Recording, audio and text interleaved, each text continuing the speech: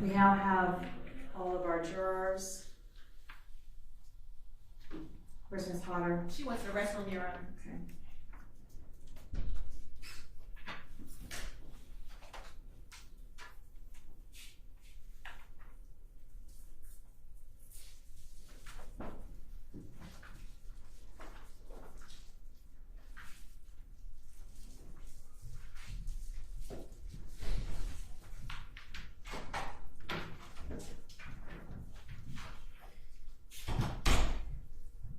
All right, Ms. Potter, we have all our jurors. Is there anything we need to take up before we bring them in? Hang on. Okay. IT, Your Honor, we're not able to play. You're not able to do what? It's not displaying, Your Honor. Well, I can do that. There. Oh. I spoke too soon. Unplug and replug. I just did. Just now? Yes, Your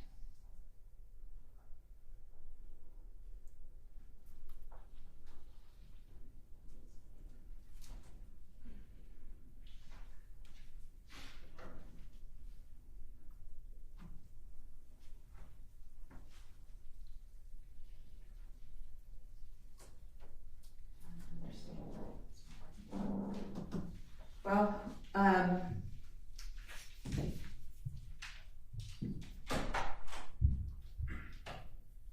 we'll see. We can go ahead and get started. We'll get IT here, but Yes, Your Honor, it's just tender exhibits. I understand, but we'll have to get started. It's already after 10 o'clock.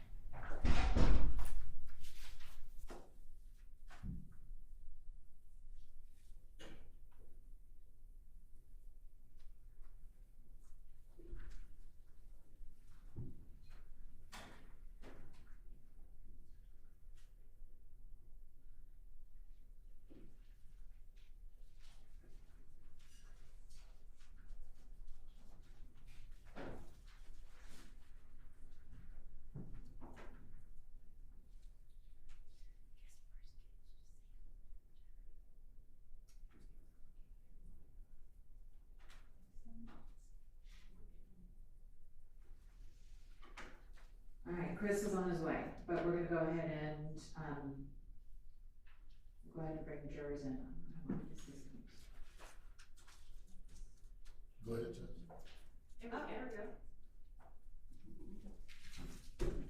I think all you have to do is call IT, and it automatically sends something out to the sky to. All right, so it's working now. All right, well, we're not canceling it. He'll still come just in case it'll probably stop working in a minute. Okay.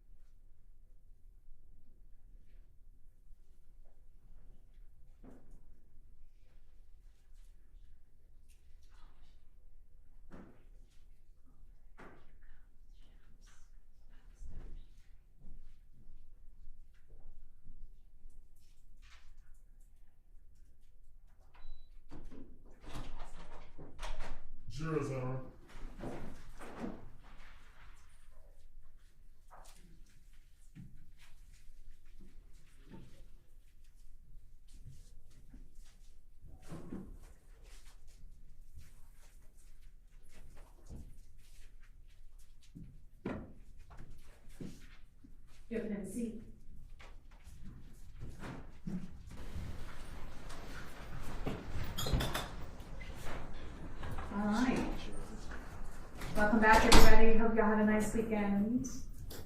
And we are ready to proceed.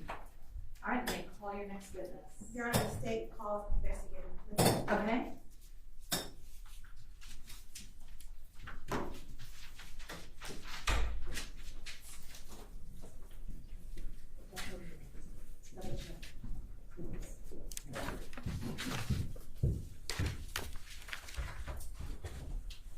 Raise your right hand. You swear or affirm the testimony to the court to be the truth, the whole truth, nothing but the truth, so help you God. Yes, sir. State and spell your name for the court. It's Investigator McClendon. It's McLendon. Good morning, Investigator McClendon. Morning. Where are you employed, sir? Currently, I am the supervising investigator over the domestic violence and sexual assault unit here at the DeKalb County District Attorney's Office. And how long have you been employed with the DeKalb County District Attorney's Office? I've had two stints, one starting in May of 2017 to September of 2018, at which point I went back to the police department. My second stint started in June of 2020 up until my current position. And prior to serving as a supervising investigator of a domestic violence sexual assault unit, what unit were you assigned to? I was assigned to the major case unit as an investigator. And the major case unit, what type of cases do they deal with? It's mostly homicides, and then we would do the complex armed robberies and gang cases. And prior to, you kind of explained to the jury, serving as an investigator for a major felony, you were at the police department. What police department were you working for? The DeKalb County Police Department. And when you were your last stint at DeKalb County Police Department, what was your rank? I was a sergeant over the homicide unit. I want to speak with you in reference to your work in 2022 with the major case unit. Can you please inform the jury what was your duties as a homicide as an investigator in our major felony unit? Yes, when a jurisdiction within DeKalb County would make an arrest on a homicide, the case file would come to our unit. I would review the file for charging decisions with the assistant district attorneys and finalize any investigative leads that needed to be followed up on. At some point while you were working with major felony, were you all also investigating cold cases? I did, yes. And can you explain to the jury some of the difficulties that you kind of had to deal with when investigating the cold cases here in DeKalb? Well, this case was the first cold case that I believe that I investigated. There's been several after the fact, but the typical is, especially the older the case is, your witnesses, sometimes they're deceased, being able to locate records going back several and many years. Sometimes evidence is lost, sometimes evidence is destroyed, and things like that. I want to now speak with you in reference to this case that we're discussing here today. How did we become involved, or how did the district attorney's office become involved in this case? Yes, the tip that went into NCMEC, the National Center of Exploited and Missing Children, came to our office. And do you know who our office received that tip from? The tip was reported to NCMEC by Ava. And once the district attorney's office received the information or the tip from Ava, can you tell the jury then what did the district attorney's office do? When it came in, from my understanding, it went to our SACI unit, which handles cold case sexual assault cases. They reviewed and investigated the case as far as they could, but it was ultimately turned over to myself to look into regards to furthering the investigation in the case. So after the case, or the case at hand, came to the major felony case, at some point did you all reach out to the DeKalb County Police Department? Yes, I coordinated with DeKalb County Police Department Lieutenant Quigley was in homicide at the time. That was a unit that I had just left, coming over here to coordinate the interview with the potential mother, Teresa, out in Phoenix, and getting a DNA sample. And prior to preparing to go out to Phoenix to get a DNA sample, did the Saki unit or someone from our office go and speak to the potential father in this case? Yes, they did. And do you know whether or not someone within our office obtained Mr. William Hamilton DNA? Yes, they did. And was those DNA results back before you and Lieutenant Quigley coordinated to go to Arizona? Yes, they were. All right, so at some point, you and Detective Quigley went to Arizona. How do you all know that Arizona was where you needed to go to find the potential mother of this unidentified individual at that time? Prior to, we conducted our research using databases we have access to, where it was learned that Teresa Black was living in Arizona, and coordinated with their, I believe it was their special victims unit, to assist us in locating her.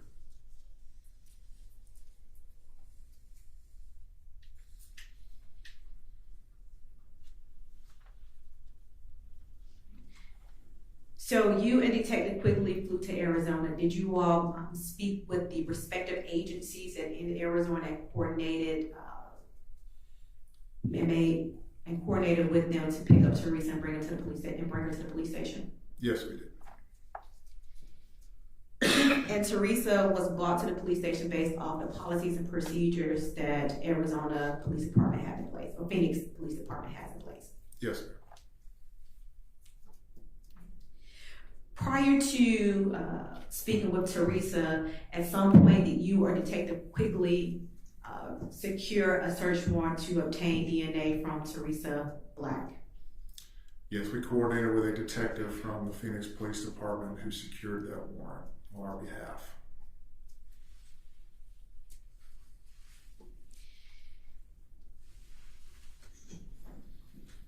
While in Phoenix, you and Lieutenant Quigley conducted an interview with Teresa. I want you to kind of explain to this jury how do detectives build rapport and interview tactics with individuals to make them feel comfortable in order to provide a statement?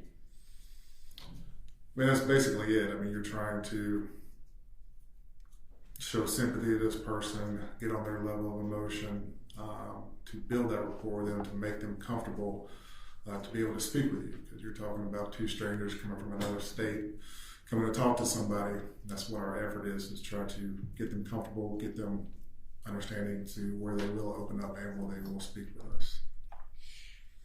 And is that kind of the interview tactic that you and Lieutenant Quigley used when you all interviewed Teresa Black? Yes, ma'am.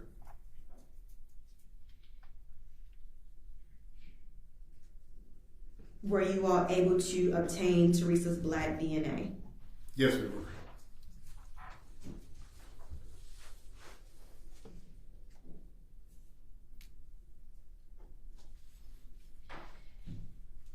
After you all obtained, well, let me ask you this. When did you all go to Arizona to obtain DNA from Teresa Black? I believe we flew in on February 14th, and our interview was on February the 15th. Was that in 2022? 2022, yes, ma'am. Did your investigation end after you obtained the DNA, after you obtained Teresa's Black DNA? No, it did not.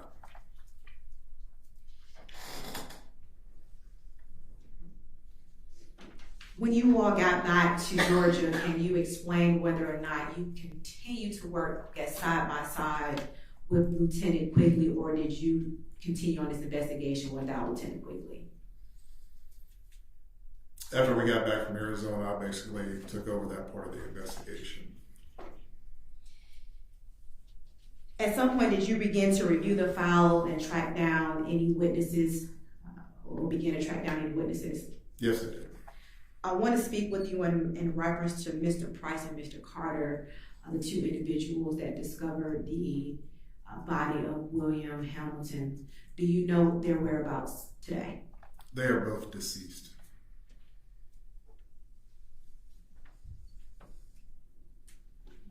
There were a large number of law enforcement officers on this case. Were you able to discover the whereabouts of some of the law enforcement officers on this case? Yes, I was able to locate some of them. However, just like with some of the witnesses in the case, some of the officers had two passed away.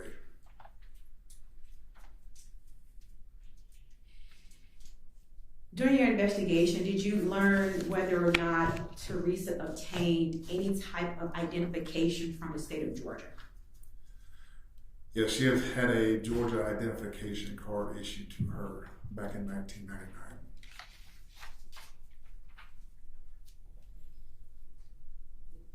May I approach? Yes. I am showing you what's been marked as States Exhibit 80 for identification purposes. Investigator McClendon, can you tell the jurors what's depicted in States Exhibit 80? Yes, this is a printout of the identification card for Teresa Black from 1999. Is this a fair and accurate depiction of Teresa Ann Bailey's, also known as Teresa Black identification card? Is it a fair and accurate depiction? Yes, it is. Your Honor, at this time, the state will tend it wasn't marked as States Exhibit 80. 80? Yes, ma'am. Any objection? No objection. It'll be admitted.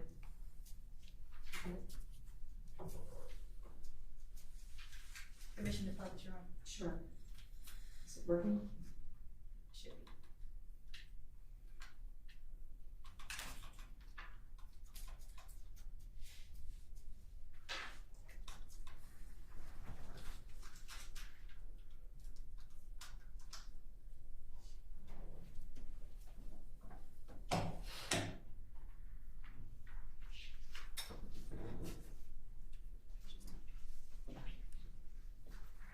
Investigator McClendon, I don't know if you're able to see that sample enough. Show you States Exhibit 80.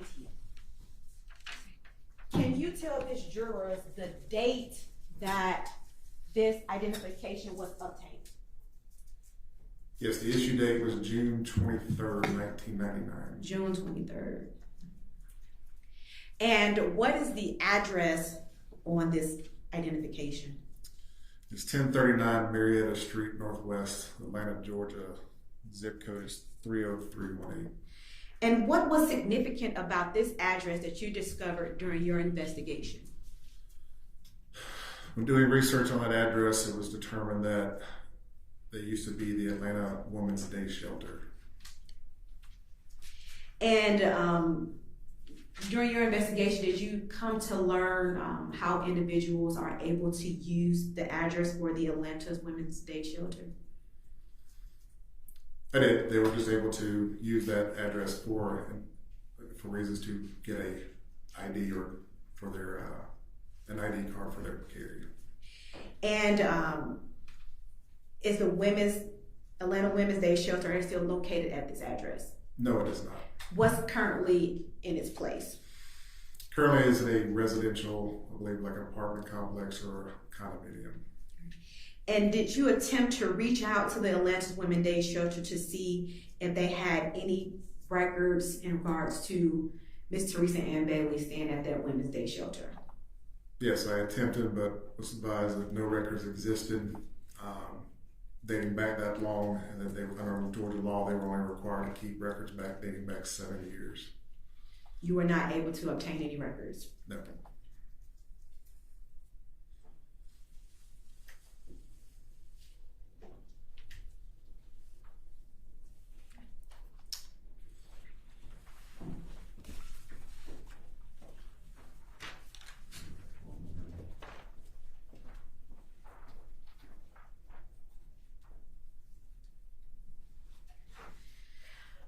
I want to speak with you about William Dashawn Hamilton.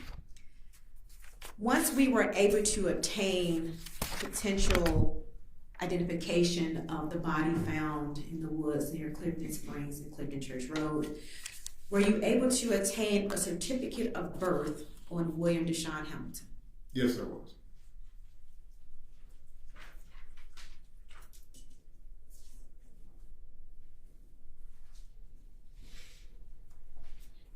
May I approach, Your Honor? Yes. I'm sure you've been marked as State's Exhibit 81. Please advise the jury what's depicted in State's Exhibit 81.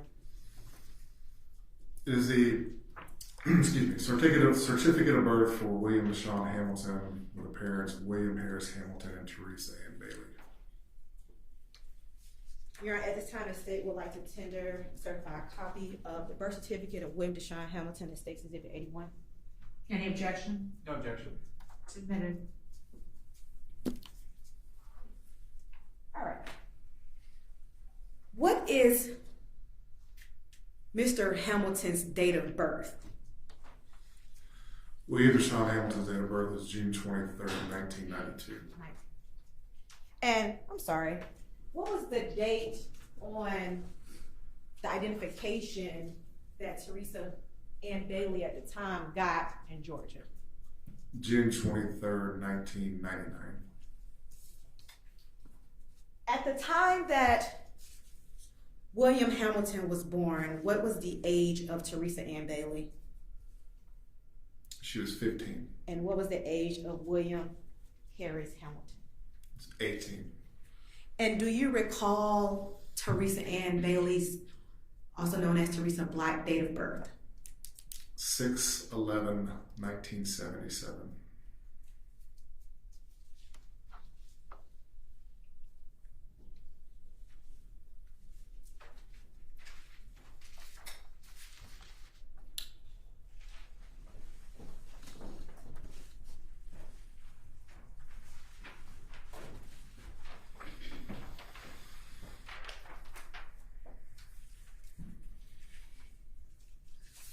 During your investigation, did you learn whether or not Mr.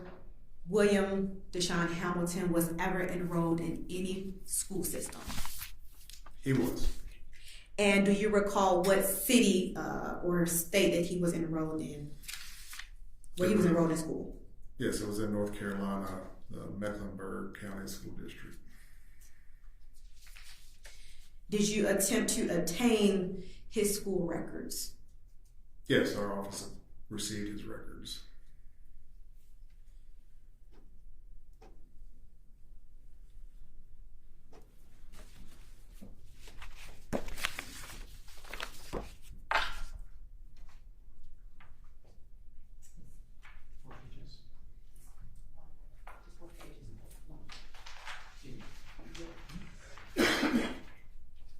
Madam, may I approach?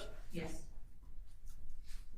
I'm showing you what's been marked as State's Exhibit 82 for identification purposes. Can you explain to the jury what's depicted in State's Exhibit 82?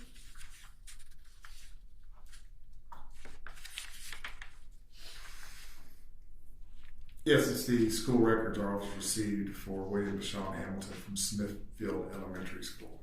It's a fair, accurate depiction of the records that our office received in reference to William Dashawn Hamilton's school records. Yes. You're at this time, state wishes to tender State's Exhibit 82.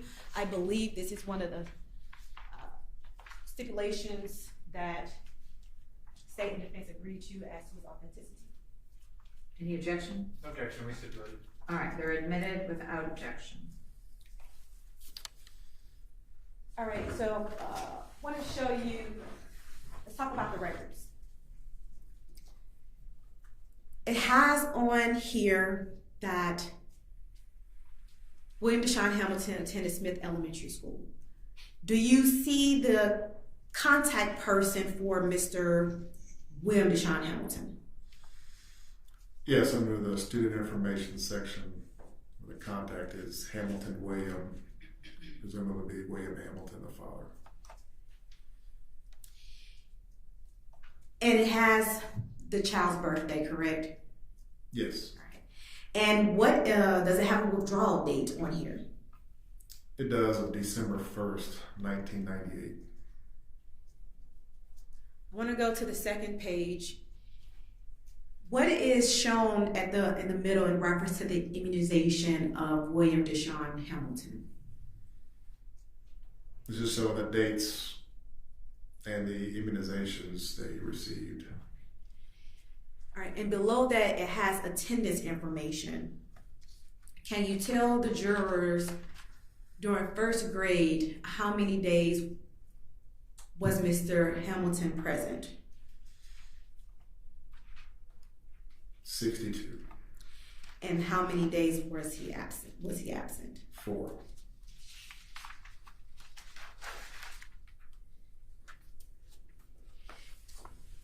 Did you attempt to locate any kind of school records here in Georgia?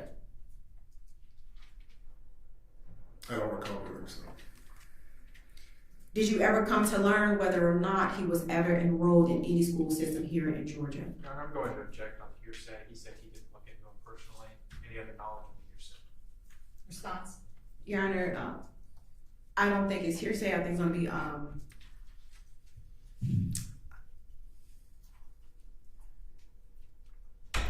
effect on the listener if he was able to obtain any documents. Well, he didn't look for any?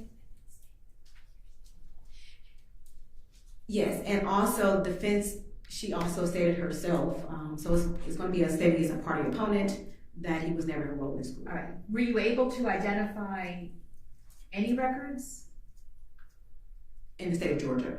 in Georgia? I was not that. Okay.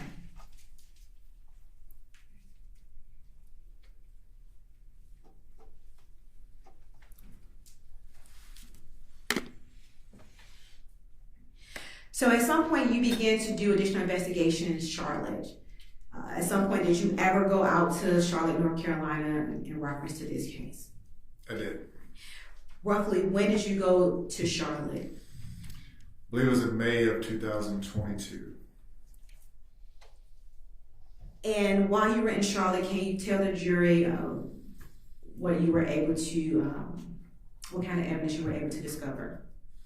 While we were in Charlotte, we met with Ava, spoke with her about the case, met with the paternal side of William Hamilton's family, spoke with family members there. Based on speaking with Ava, I was able to identify Miles, was able to speak to him while we were there, and also was able to identify Montequela Davis, the daycare provider. Learned she was living in Raleigh, North Carolina at the time of my visit. At some point were you able to make contact with Tina? I was. By phone. And when you were out during your investigation in Charlotte, was Lieutenant Quigley with you at that time? He was not.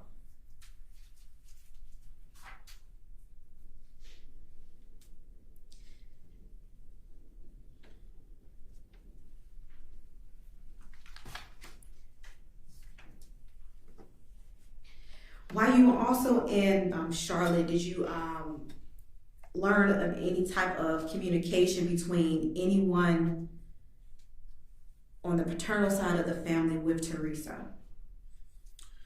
Yes, I learned that Wanda and Teresa communicated through Facebook.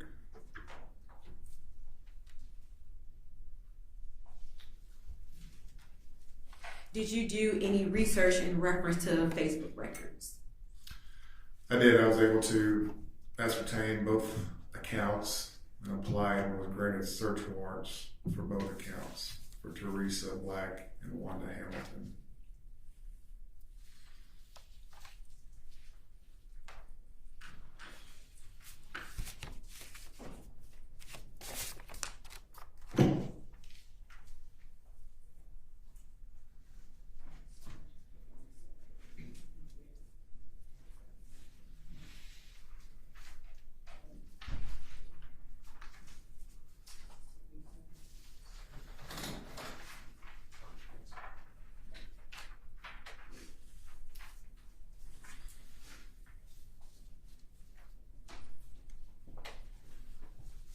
I want to show you what's been marked as State's Exhibit 83 and 84 for identification purposes. Can you explain to the jury what's depicted in State's Exhibit 83 and State's Exhibit 84?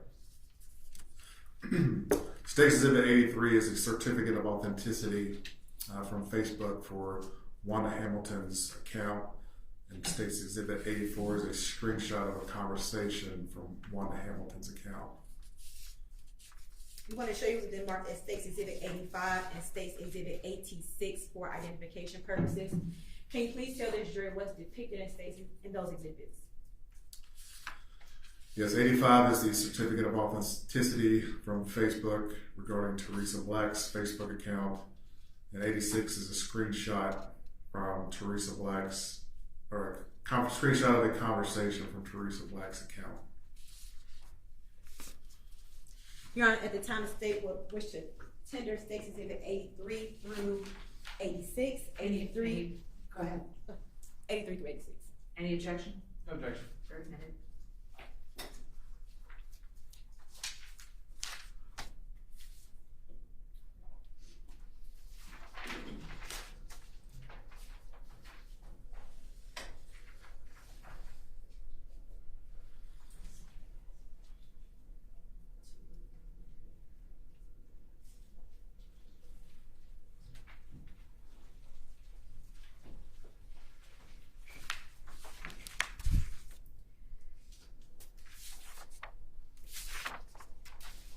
I want to show you what's already been tendered into evidence in State's Exhibit 76.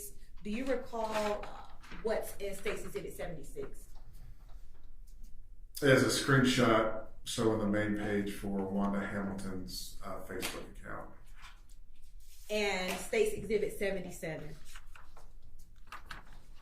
Same thing, it's a screenshot of the homepage for Teresa Black's account.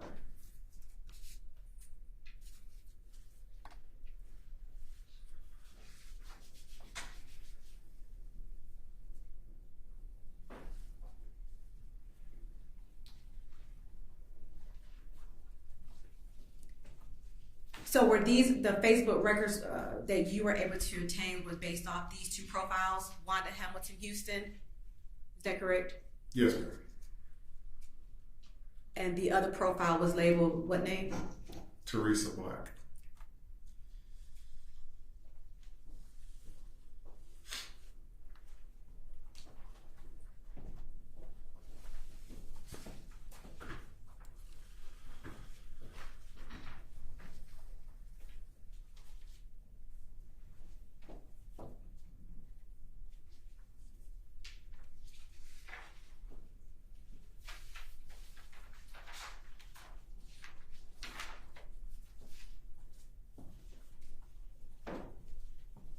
Can you see that on the screen, Investigator McClendon? Are you able to see that? Yes, ma'am.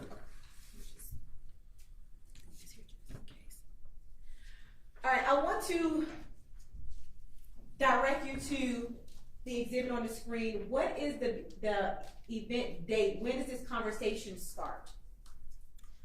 April 13th, 2017. And in reference to this conversation, who is the author located? Who is the first author in this conversation? On this page, it appears that the first author is Wanda Hamilton Houston. Look at the very top page, the very top. Who is it says as the author? Teresa Black. And when you go down to the second set after the author, scent, and body, there is another author right after that. Now, who is that author? That would be Wanda Hamilton Houston. And so is this conversation taking place between the Facebook accounts of Wanda Hamilton Houston and Teresa Black? It is. I want to direct you to a specific conversation within this conversation.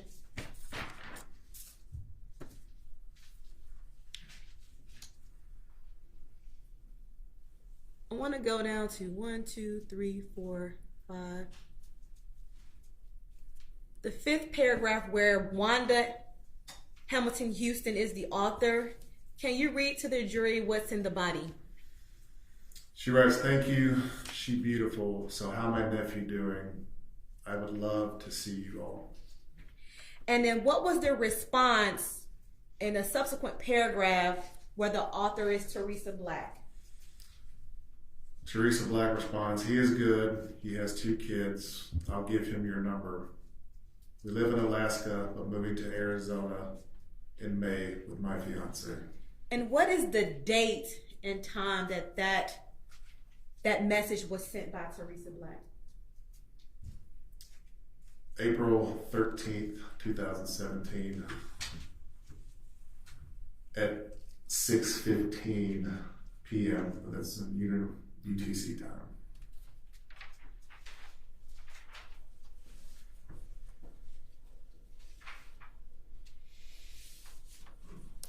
And in State's Exhibit 84,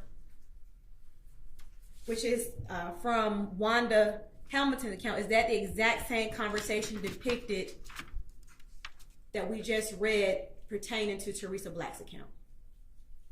It is.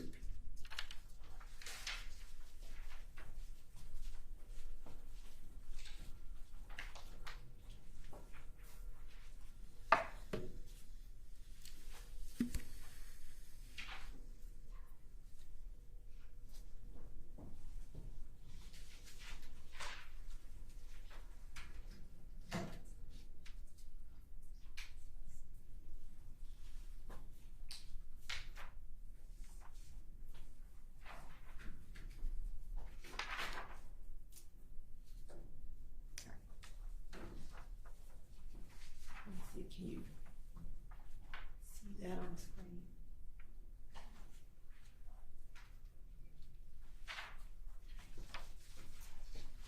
I want to now direct you further down within the same conversation. Can you read the paragraph that starts with "Congrats on your engagement"?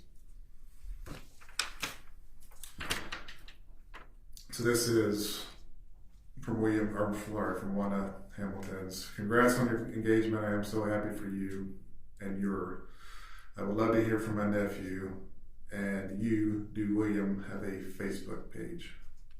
And what was Teresa Black's response? There's no response on this page.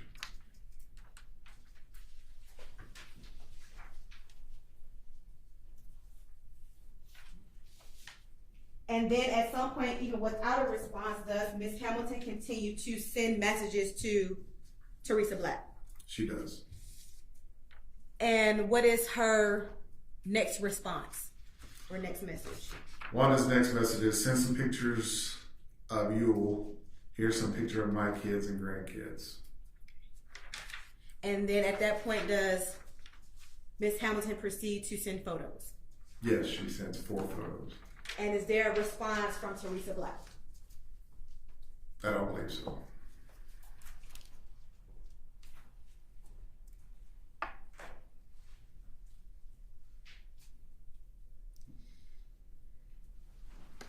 While also in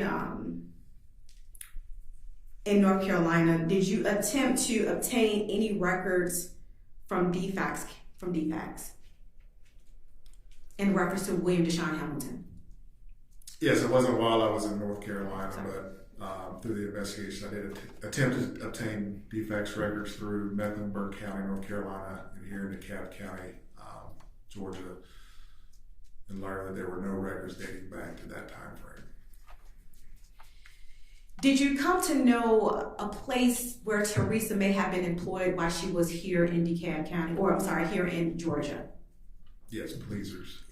And did you attempt to contact her previous employer? Yeah, the business is closed, been closed for many years. The owner is deceased. I was unable to locate any records, or they did not keep any records from back in the day.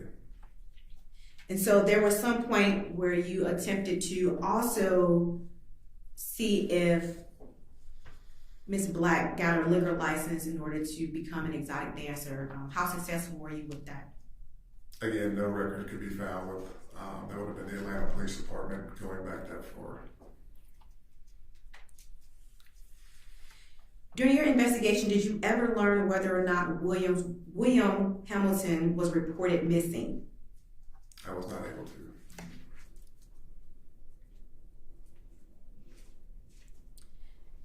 so during this investigation, at some point in time, was a tip line created by the district attorney's office in reference to this case? Yes, we did, which led to Gary Harris and the Teresa Black calling in and leaving messages.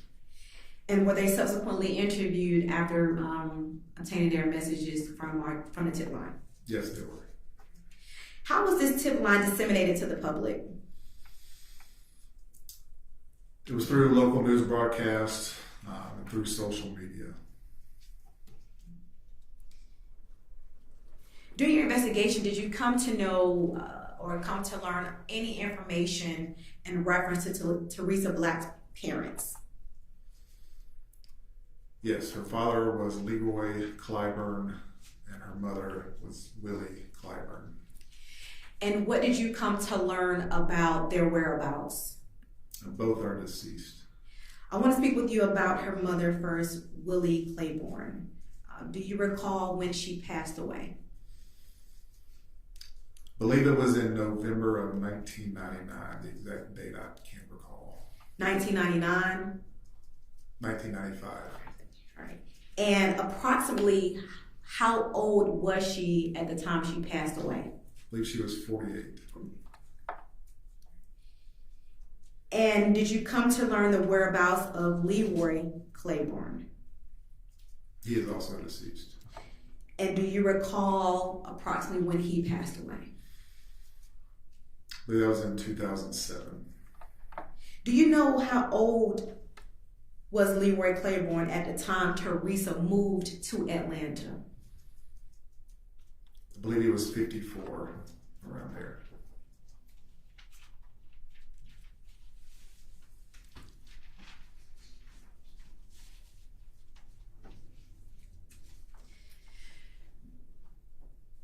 During your time investigating this case, were you able or did you seek records from the Internal Revenue Service of Teresa's income taxes? I did, and again learned that the records were not held for going back that long. Did you attempt to search for any unemployment records with North Carolina regarding Teresa? I did, and those advised no records could be located going back that far. Upon learning information from William Hamilton in reference to child support being taken out of his checks, did you attempt to contact any child support office in North Carolina? I did. I was able to learn that a case was open between the two parties in I'm going to 2002. object to this. Basis, Hearsay. response? Your Honor, this is not hearsay. This is actually effect on the listener. This is the investigator investigating the case, trying to figure out, corroborate other items that were already mentioned in this case, and he was doing his investigative work in order to corroborate those. So, Your Honor, this was an investigative work. That doesn't make it non-hearsay, or, yeah, that doesn't make it non-hearsay. Yes, Your Honor, but it's the effect on the listener, which makes it Well, non-testimonial. all right, then rephrase the question so you can establish that. Your Honor, my objection is it has to have an effect on him. Right, not just that's what I said, information. she needs to rephrase the question to set up the effect on your. Were you able to obtain any child support records from North Carolina? No, I was not.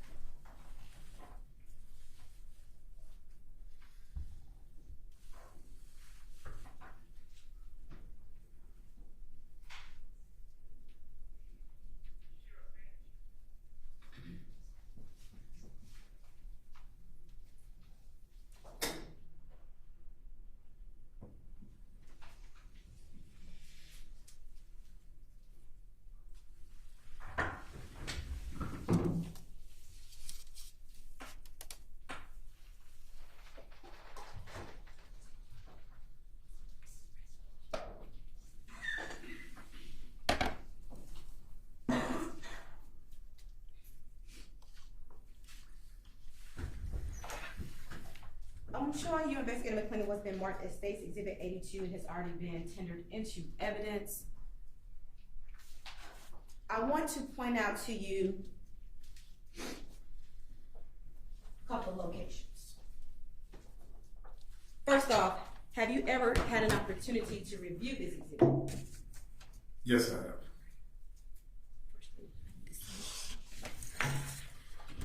So can you point, I guess, on the screen behind you where the city of Decatur is located?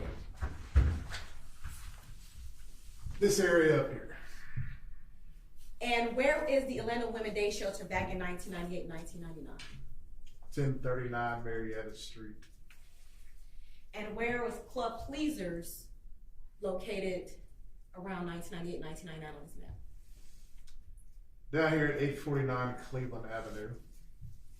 And then the incident location, approximately where William Hamilton's body was found.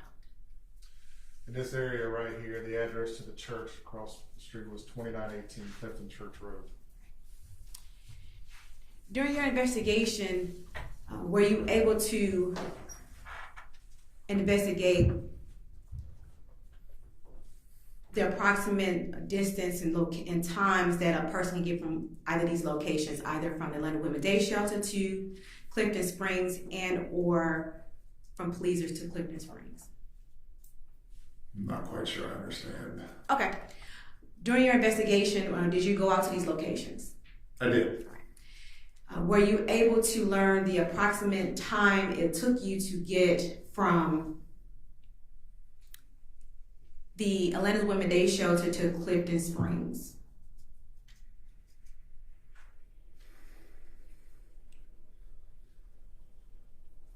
By car, I believe it was around 30 minutes, 30 to 40 minutes. And at some point, did you learn the approximate time it took you to get from Pleasers to Clifton Springs?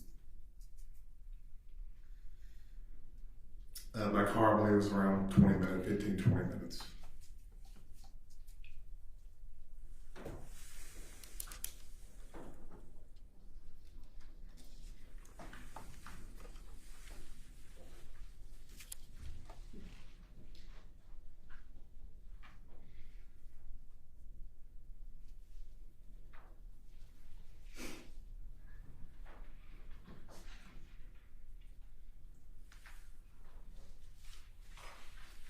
While you and Lieutenant Quigley was in Arizona, did you all make any charging decisions at that time in reference to Miss Teresa Black?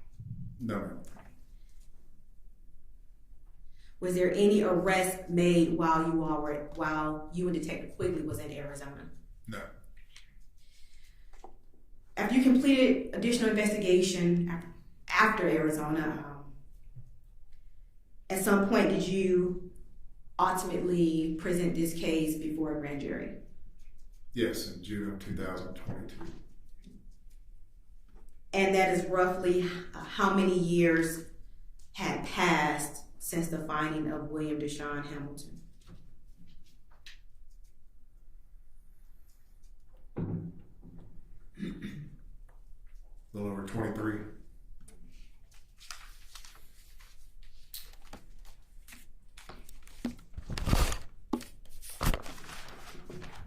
Come on, Your Honor.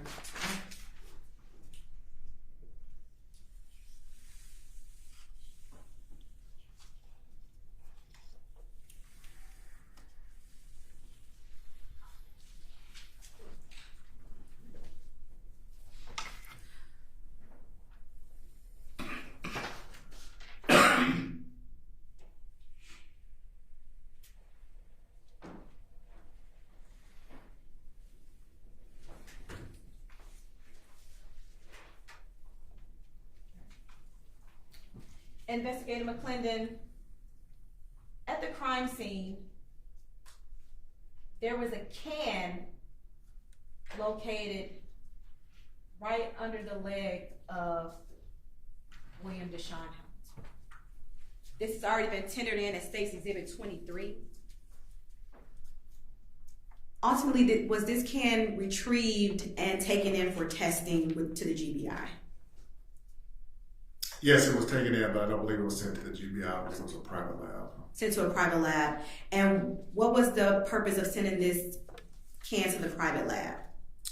To test the inside of it for any known drugs or narcotics. And do you recall the reason why it was suspected that narcotics could have possibly been in this can? Based on the toxicology report for William Hamilton. And was there any illicit drugs found within this can? No.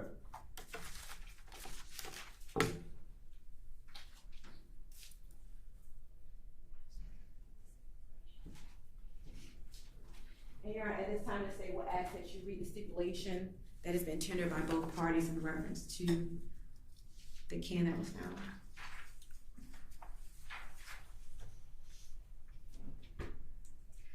All right. Again, ladies and gentlemen, a stipulation is a fact that both parties have agreed to, and it is considered as evidence just like any testimony or any, or as if someone had testified to this fact. Stipulation number 2, an aluminum can labeled very fine fruit punch recovered near the child's remains was submitted to NMS Labs on April 12, 2022 for toxicological screening. The testing did not identify the presence of any known substances. No additional question, Your Honor. All right, cross.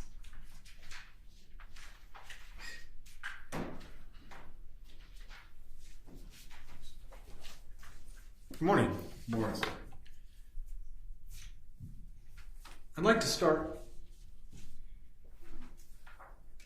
Investigator McClendon, with your conversation with Ava McNeil. You had a conversation with her, correct? Yes. And it was on April 1st of 2022, is that right? I believe we had a Zoom meeting with her prior to going out to Charlotte.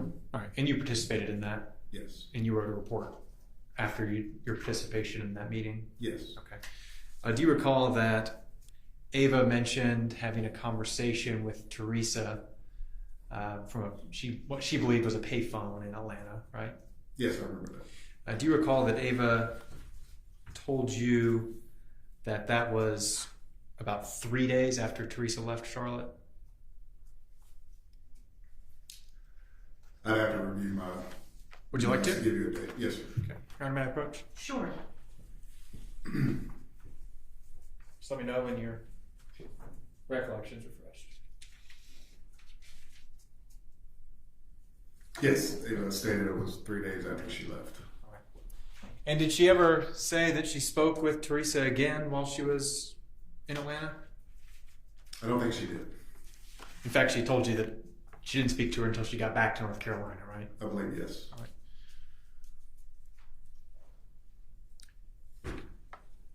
Now, it's your understanding Ava wasn't sure where Teresa was at in Atlanta, correct? Correct. The picture of the identification that was shown in evidence earlier, that was issued in June of 1999, right? Yes, sir. Were there any other Georgia IDs issued to Miss Black? Not that I was able to locate. The Facebook conversation between Wanda Hamilton and Teresa. In that conversation, where does Teresa say she's living at the time? But it was Alaska.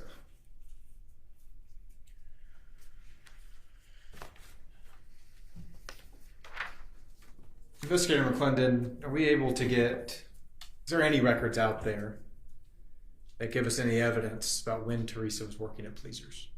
No. In your conversation with Teresa, did she mention that she was working there for a long time or a little bit of time? I can't recall the time she said. All right.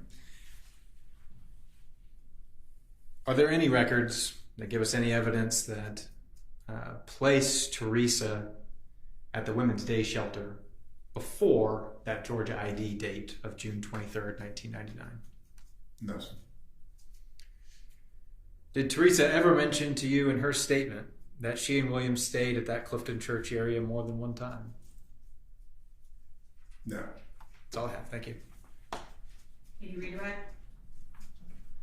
No, Your Honor. Okay. Thank you so much. May you be excused? Yes, Your Honor. All right. We're free to go. There are 2 additional stipulations on here that I did not believe have been read, stipulations 3 and 4. And I believe they were to the admissibility of documents that have been admitted, Your Honor. Okay. All right. Any other evidence or witnesses for the state? No, Your Honor, the state rests. All right. Ladies and gentlemen, there are some legal matters that I need to take up with the attorneys outside of your presence now that the state has rested its case. So I'm going to send you back to the jury room for a few moments, and we'll call you out as soon as we're ready.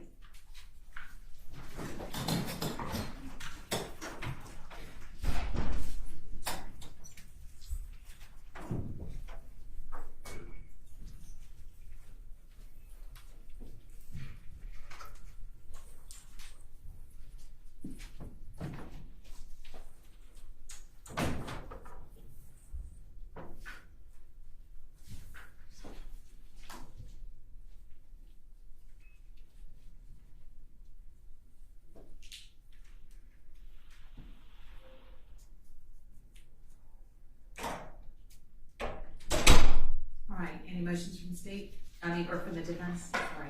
Yes, Your Honor. Okay.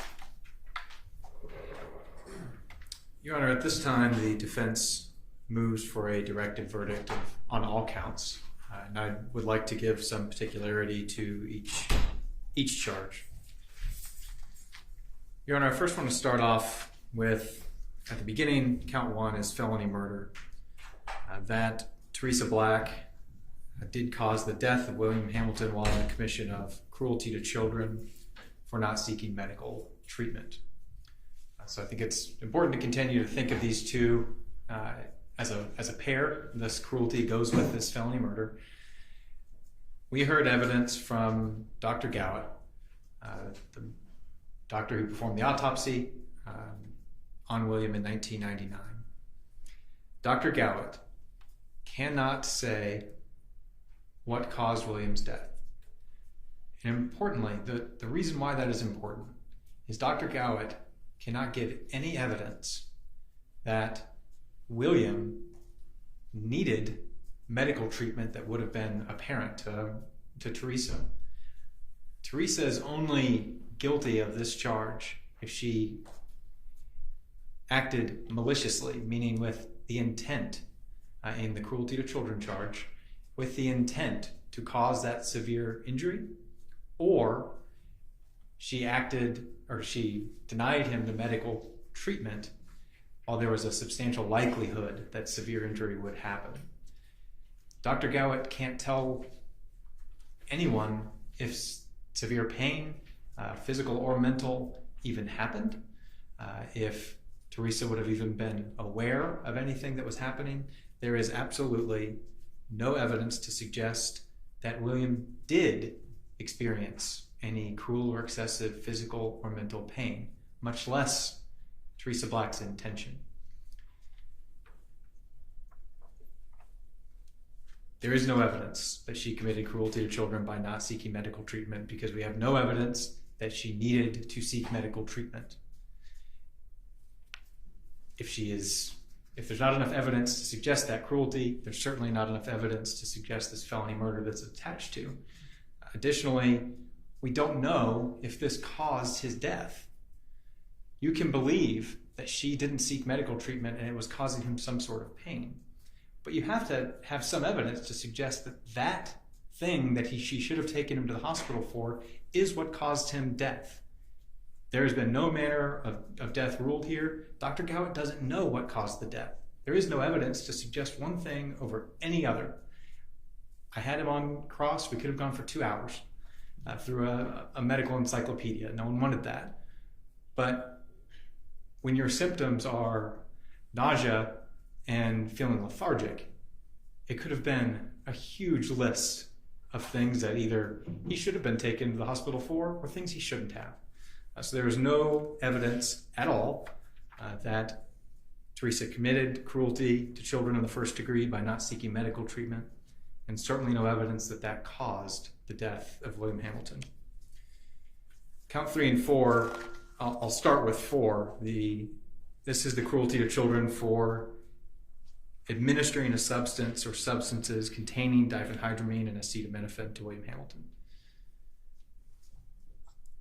I won't belabor this. We've heard so much in the Daubert hearing about what this means, but as far as evidence is concerned, there has not been, and there never will be, a single expert or witness that can say there's any evidence that William received a toxic or a lethal dose any more than there's evidence that he received a trace or therapeutic dose.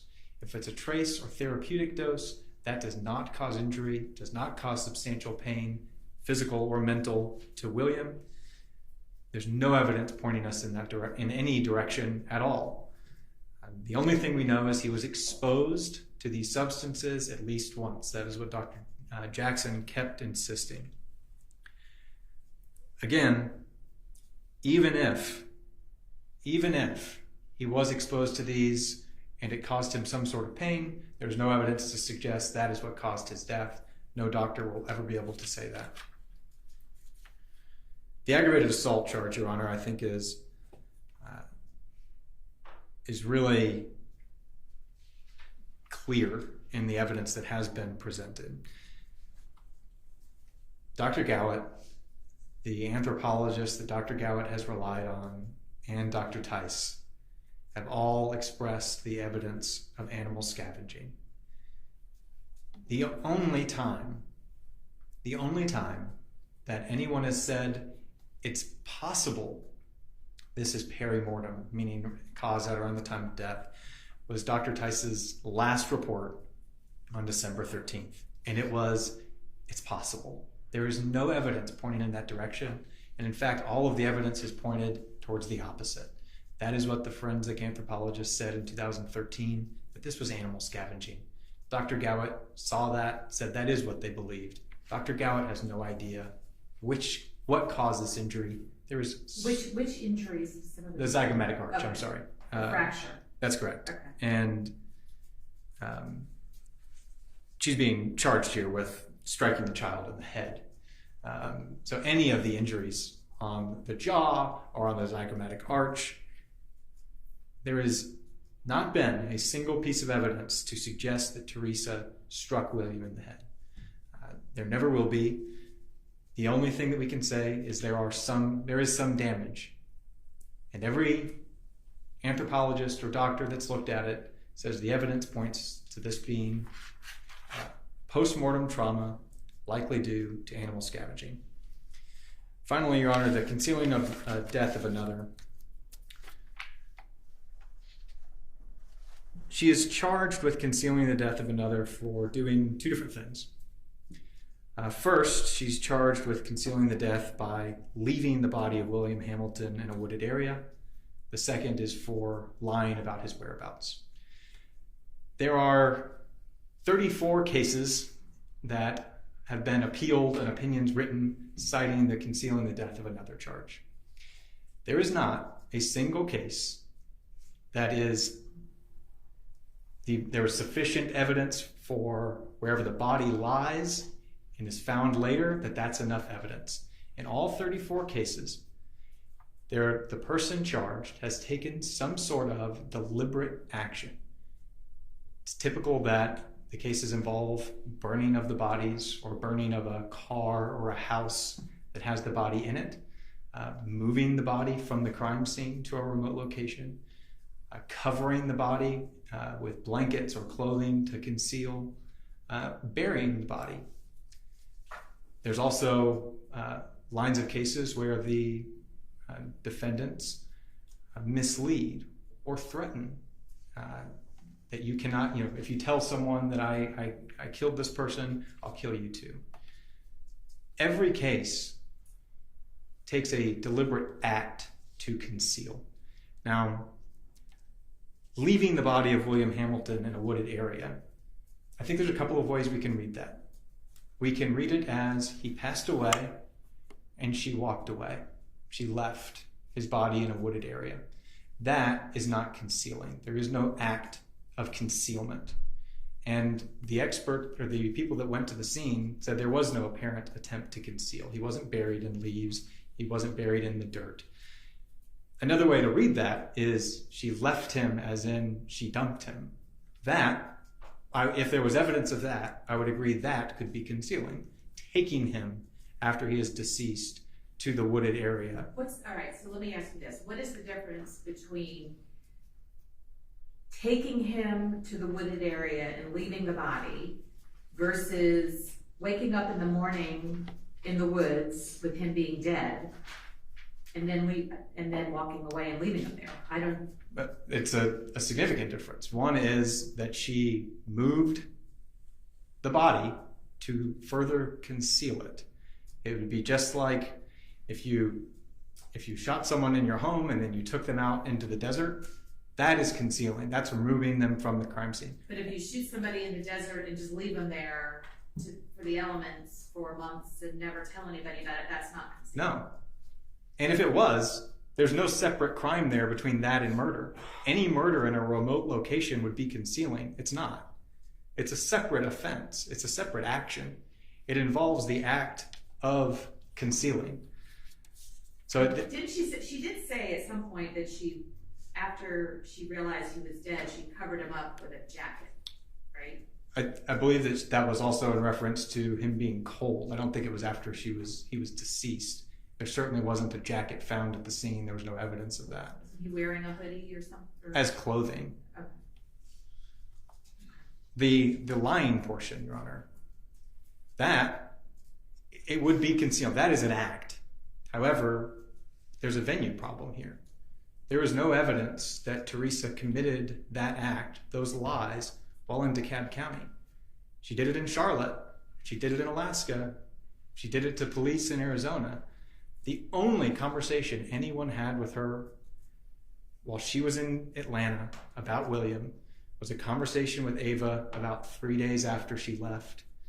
I don't think there's any evidence that William was already deceased, and they still have to show that happened in DeKalb County. We don't know where that payphone was at. There is no evidence here that's pointing to Teresa saying any lie to anyone while she was in DeKalb County. So both prongs of that, there is no evidence of that. The first, there was no deliberate act to conceal.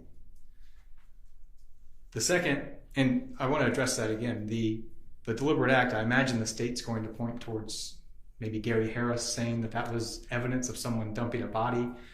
He didn't see anyone. He doesn't know what was happening. He saw two people get into a car at the cemetery. That is not enough evidence to sustain this past a directed verdict. So for all those reasons, Your Honor, and I'd be happy to answer any other questions the court may have, the defense moves for a directed verdict on all counts. Thank you. Response? Your Honor, I'll start with the concealing the death count.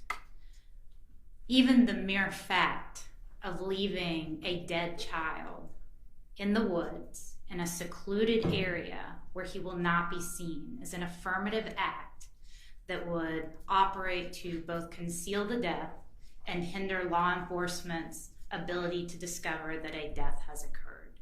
So even if that is the only theory, the elements would be established by the mere fact that she left her dead child in the woods in a secluded area that absolutely prevented law enforcement from discovering that he was dead, from pursuing an investigation, and from collecting necessary evidence at those early stages before the child's remains had decomposed. Additionally, the state's theory is that Ms. Black actually used this site as a dump ground, that she, with someone, unidentified person, drove this child there and dumped his body, hiding him in the woods, which has been established through the fact that Ms. Black had no connection to this community, that there were no businesses or resources available, that she was new to the area, that William died pretty quickly after he got there. So, all right, so I'm sorry, I'm missing the evidence that they dumped the body there. I thought she said in her statement that they were there sleeping, he didn't wake up, she left him there, she put a jacket on him, and that was it. That's Teresa's statement, absolutely, Your Honor, but we don't think it's credible. We don't think a jury should find it credible. I'm going through all the circumstantial evidence that shows that this statement isn't credible. Okay. She had no connection to this community. She had no car. She just moved here. She's not familiar with the area. There'd be no reason for her to drive Marta in what would take 1 to 2 hours, as the testimony has established, from the place where she's working and stripping to sleep at night with her child when there are shelters available, when there are more reasonable alternatives. I mean, this is just an absolutely ridiculous story. We don't think it's going to be credible to the jury. You combine that with the fact that you have someone that lived across the street, that was familiar with the wooded area, and saw this very strange thing happen at least a month or more before William was found, where a car pulled into that cemetery in the middle of the night when it was dark, that 2 people got out of that car and then quickly got back in and drove off at a fast pace. You have plenty of circumstantial evidence that not only is Miss Black's story not believable, but to support the idea that this body was dumped at that location, combined with the fact that you have a 6-year-old body, 6-year-old bodies in a secluded area of the woods. Let me ask you this, do you agree that the argument that it requires some affirmative act? I think leaving the body there is an affirmative act. Whether he died there or he died somewhere else and she put it. Absolutely, Your Honor, that is an act. Leaving a 6-year-old's dead body in the woods is an act that hindered law enforcement from investigating this murder in a timely fashion and from discovering who William was and the fact that he had died. And so we think you should deny the count on the concealing the death for that reason. Additionally, the lying could have occurred to Ava within 3 days. We don't believe William made it very long in Atlanta at all, Your Honor. You heard that he was wearing the clothes that Ava saw him leave in, that he had been decomposing for 3 to 6 months. He was withdrawn from school on December the 1st of 1998 and found February the 26th of 1999. There's not been one person in Atlanta who has come forward mentioning they've seen this child or ever met this child or had anything to do with him. So William died very, very quickly upon getting here. So he lied she lied to Ava about his whereabouts, wasn't able to put him on the phone. And additionally, there are special instructions about venue that the jury can find the crime occurred in any location in which it reasonably could have occurred. So we believe you should deny the motion for directive verdict on the concealing the death count. I'll just work my way backwards, Your Honor. As to the aggravated assault, all the medical professionals testified that a traumatic injury prior to death could not be ruled out. It is untrue, as stated by the defense, that any of them said that it was most likely one thing or the other, that it was most likely scavenging activity. That simply was not testified to. Not by Dr. Gallant, not by Dr. Tice, not by anyone. They said they could not say which it was, and that it could have even been a combination of traumatic injury and scavenging, that a traumatic injury could draw animal activity and make animal activity more likely, and both could be present. You combine that with the fact that there is evidence that Teresa was previously physical with this child, that she had punched him previously, she had thrown him previously, that his body was concealed in the manner that it was dumped in the woods, hiding his death, that absolutely there is evidence that a fact finder could decide that Teresa Black assaulted this child and hid him for that reason. It is only appropriate to grant a motion for directive verdict, Your Honor, when there is no conflict of the evidence and that all reasonable deductions and inferences demand a verdict of acquittal. And that's just not true. with an aggravated assault count. So we ask that you deny the defense's motion and allow the count to go to a fact finder. As for the cruelty for administering the drugs in count 4, Your Honor, which is the basis of the cruelty as well as the felony murder count based thereon in count 3, you've heard that that it's not uncommon for parents to use sleep-inducing drugs as babysitters, that this child had those types of drugs in his system, and that the symptoms he was having just prior to his death, when his mother said she knew there was something wrong with him, were consistent with a toxic exposure to those kinds of drugs.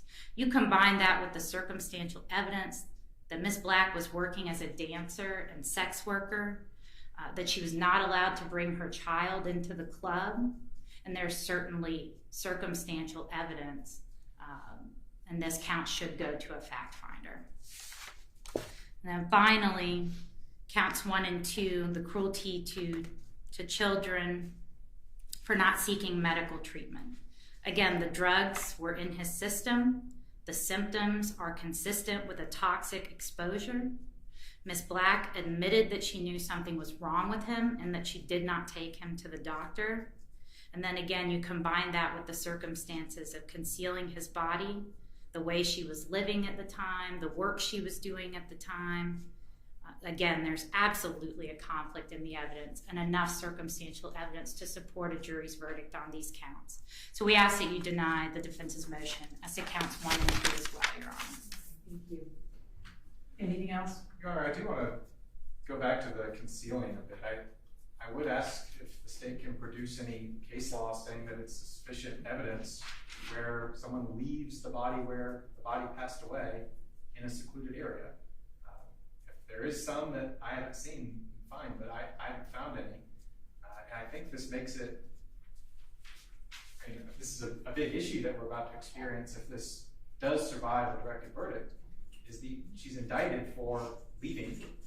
And that can be interpreted 2 different ways, as we've discussed. One of them I don't believe is backed up by law that that's legally sufficient. So I do. Was this ever addressed in a demur? Well, it's not technically a demur, I think, because it could be interpreted as dumping the body. But I think the jury needs to know, or the court needs to limit, what is a violation of the statute, and limit it that way. I hear you, but I have a hard time following that leaving a dead child in the woods to deteriorate is not, I don't understand how that would not be concealing the death. Your Honor, I think the difference is, and there's a couple of prongs here that I think the court and the state is focusing on. The fact that people have been hindered from finding the body is one element, but it's just one. It's an act, it's concealing, which does hinder the discovery. Well, there was some, and if she dumped the body there was some evidence from which a jury could draw that conclusion, then that would satisfy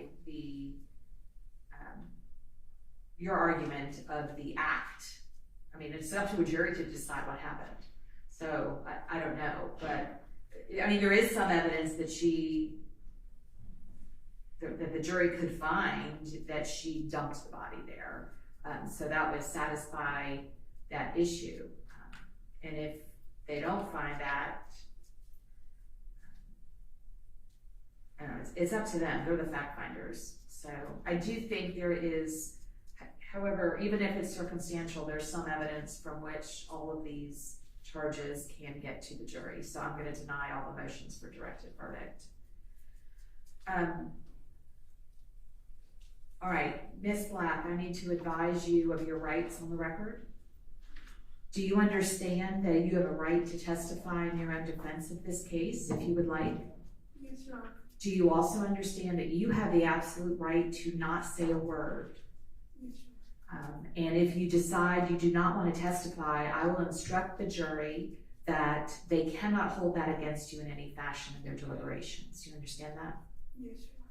If you decide to testify, you will be subject to cross-examination by the state, just like any other witness was. You understand that? Yes, Your Honor. Okay. And you have the right to consult with your attorneys and seek their guidance and counsel about whether they think it's in your best interest to testify or not. But that ultimately the decision has to be yours and yours alone. Do you understand that? Yes, Your Honor. Have you had enough time to talk with your attorneys about whether or not you'd like to testify in this case? Yes, I have, Your Honor. Okay, and what would you like to do? I would not like to testify. Okay, then I will instruct the jury that they are not to hold that against you in any fashion. Yes, ma'am. Okay. All right, you still have one witness? I do, Your Honor, a medical examiner, Okay. expert.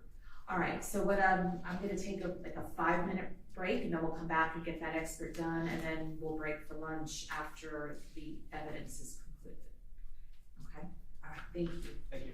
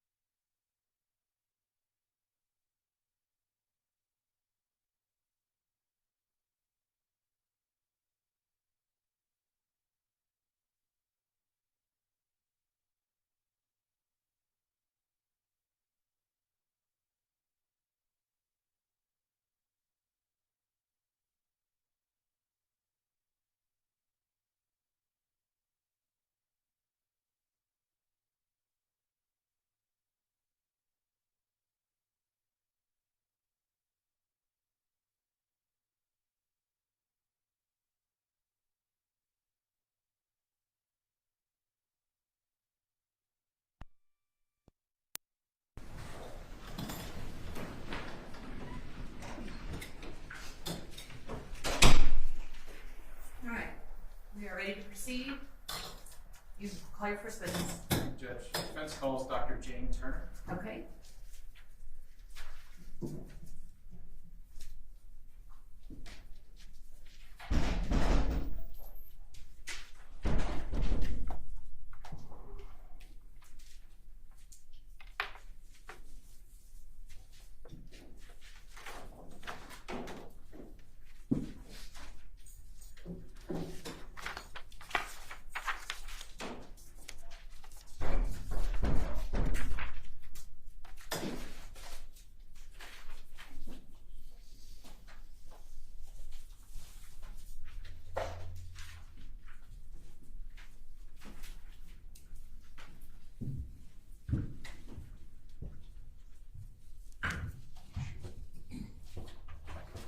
Raise your right hand.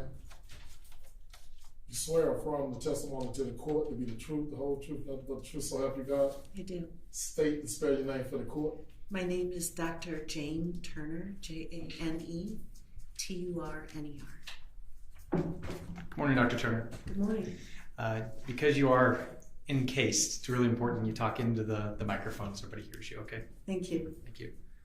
Could you please introduce yourself to the jury? My name is Dr. Jane Turner. I'm a forensic pathologist And Dr. Turner, what city do you live in? in St. Louis, Missouri. And you say a forensic pathologist. Have you also worked as a medical examiner? Yes, Are those terms used synonymously sometimes? yes. Okay. Can you tell the jury a little bit about your educational background? I received all of my degrees from St. Louis University. I'm a native St. Louisan. So I have a BA in biology from St. Louis University, a PhD in physiology from St. Louis University, and physiology is the study of how the body works. And I have a medical degree from St. Louis University. Where did you begin working after medical school? After medical school, I started my training in anatomic and clinical pathology at the University of Oklahoma Health Sciences Center. I then later came back to St. Louis and completed that training at St. John's Mercy Medical Center in Creve Coeur, Missouri. What other types of work have you done in your career? Well, I did additional training in forensic pathology, fellowship training at St. Louis University. And once I completed that training, I was hired by St. Louis University as faculty to work at the City of St. Louis Medical Examiner's Office. And when was that? Do you recall? That was 1999 or 2000. Okay. What have you done since then? I worked for 18 years at St. Louis University as a professor. I rose through the ranks to become a full professor. And when I was working for St. Louis University, I worked primarily at the City of St. Louis Medical Examiner's Office, performing medical legal autopsies and testifying in court as needed. I also was teaching medical students and residents, and I became the program director for the Forensic Pathology Training Program, so I did that for a number of years. And I also took on the directorship of the autopsy service at the hospital. So at the medical examiner's office, I was performing medical legal autopsies, and then at St. Louis University Hospital, I was performing and overseeing the performance of hospital autopsies, which are not medical legal or not forensic cases. How many total years have you worked as a medical examiner? Well, so as a medical examiner in the City of St. Louis for 18 years, and then I've practiced as a forensic pathologist after that. So a total of almost 25 years as a forensic pathologist. How many autopsies have you performed? Well over 5,000. Have you ever been published in any medical journals before? I have. Do you have any special certifications? I have certifications from the American Board of Pathology in anatomic and clinical pathology, and in forensic pathology. Do you have any special certifications relating to child death pathology? Yes, the state of Missouri has conferred upon me a certified child forensic pathologist or pediatric forensic pathologist. And what does that give you the ability to do in the state of Missouri? They've given me permission to perform medical legal autopsies in pediatric cases. Have you performed autopsies in pediatric cases before? I have. Do you know how many times? My best estimate is around 400, maybe more. Have you ever testified as an expert before? I have. About how many times? In a trial setting, over 200 times. How many times have you testified as an expert for the prosecution? About 150 times. Okay. So for the defense, 50 or around there? Is that safe to Around say? 40. I've testified in civil cases as well. Okay. Now today you are testifying for the defense, correct? Yes. And are you being paid for the time that you've spent reviewing this case and for testifying? Yes. Do you own your own firm or consulting firm now? I do. When did you start that? I started that a few years after I completed my training in forensic pathology. I was approached by attorneys at some point after I completed my training asking me to review cases for them. So most of the time that you've been practicing as a forensic pathologist, you've also been consulting? Yes. Okay. Do you know how many states you have been do you know how many states you have testified in as an expert? I would estimate around 10, maybe 12. Your Honor, at this time, defense would tender Dr. Jane Turner as an expert in forensic pathology. Any objection? No, Your Honor. All right, she will testify as an expert in forensic pathology. Dr. Turner, have you ever worked on a case as a forensic pathologist involving decomposed remains? Yes. What type of challenges does that create when you're working with decomposed remains? Well, the degree of decomposition can obscure findings. The degree of decomposition can interfere with the ability to perform toxicology testing with results that you can correlate with cause of death. Decomposition can interfere with forensic pathologist's ability to determine cause and manner of death. Did you review any materials in this case? For the Yes. case we're here for? Yes. Do you recall what all materials you reviewed? I reviewed quite a few materials. Certainly the autopsy report, scene photographs, police investigative reports. There was DNA testing. There was an effort to identify the clothing, who purchased the clothing on the child that was found on the child. I reviewed anthropology reports, toxicology report, and autopsy photographs. I'd like to begin with the toxicology portion of this case. You said you did review toxicology reports in relation to this case? Yes. Do you have an opinion on the findings? Yes. Okay, what's your opinion? That the toxicology testing of the decomposing skeletal muscle found the presence of Tylenol and Benadryl. Are you able to tell anything about what the dosages would be for this child for these two medications? No. Is it fair to say these could represent a toxic dose of the drugs? That's possible. Could these levels represent a therapeutic dose? Yes, that's possible as well. And could you explain to the jury, what does a therapeutic dose mean? A therapeutic dose means the target range of blood concentration for the drug that has the desired effect. But we're not looking at blood in this case, we're looking at skeletal muscle. And because we're looking at skeletal muscles, is that the reason why you can't determine any dosages? Yes. With a therapeutic dose, if William was given a therapeutic dose, would he have experienced any pain from these drugs?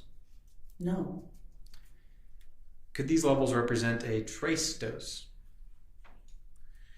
They could represent any range of dose or any range of blood concentration at the time of his death. Testing skeletal muscle is useful only for telling you that the drug was present, not what the drug concentration was at the time of death. Okay. Now, if this was a trace dose that William received, you would not expect any pain to be caused by that as well, correct? Correct. All right. I'd like to talk a little bit about the anthropology portion. You also reviewed some reports from anthropologists, is that right? Yes. Okay. Right. Did you review anything in the case materials concerning a fracture to the right zygomatic arch? Yes. Okay. Do you have an opinion about this fracture? Yes. All right. Could you please share with the jury ultimately what your opinion is? The anthropologists that reviewed the skeletal remains indicated that there was evidence of animal scavenging. The absence of a portion of the zygomatic arch is in keeping with that observation. Can you explain a little bit to the jury how a fracture like this would be caused by animal scavenging? It can be caused by animal scavenging from gnawing. It could be caused from animal scavenging from the animals moving the skull and breaking that bone. That bone is a small, not very thick bone and on the face. And what evidence in this case supports the idea that this fracture was caused by animal scavenging? Some of the other bones demonstrate changes that are in keeping with animal scavenging or animal gnawing on the bones. Can you describe those other, the other damaged bones that inform your opinion? One example is the mandible or the jaw. The ends of the mandible are rough and irregular, in keeping with an animal having gnawed on the two sides of the mandible. Dr. Turner, I'm going to show you what's already been already entered as State's Exhibit 65. We're going to go to figure 21. I'm sorry, figure 20. Can you tell the jury what we're looking at in figure 20? We're looking at the mandible, at William's mandible, at one end of the mandible. So the end we're looking at is the right side at the joint. But we're looking at the bone after it has been altered through the process of restoration. What do you mean by altered? Someone has applied material to replace the missing part of the end of the bone. Now, when you say that, are you talking about the dark part on the end here? The dark part, also the cottony material. Okay. I'm going to show you next State's Exhibit 46. What are we looking at here? This is a photograph that was taken of the mandible at the scene, and we're looking at the irregular ends of the mandible, the right on the left side of the screen, and the left end at the top left part of the screen. And you can see that the ends are not symmetrical. They should be the same length and shape and appearance, and they are not. Is it typical to, or is the mandible typically have these rough edges No, on the ends? no. Now, you said that this was, the pieces on the end were added in restoration. Are you aware of why that would have happened in this case? My understanding is that it was part of the process in trying to identify William in reconstructing his facial appearance. I'm going to show you next the same exhibit, State 65, Figure 21.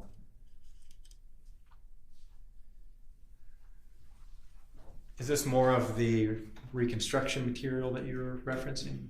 Yes. From your view between this picture and the other, the scene photograph, is some of that damage that you mentioned in the scene photograph covered up here by the clay or cotton or whatever that is? Yes. Can you still see other damage that you believe is indicative of animal scavenging? Well, the top surface appears rough and irregular, which would not be typical of a bone surface.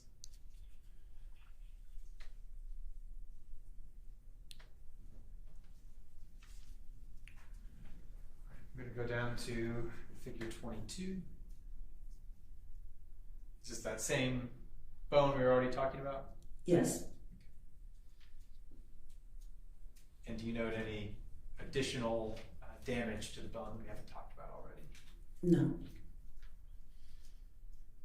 Next, I'm going to jump to Figure 3 of the same exhibit.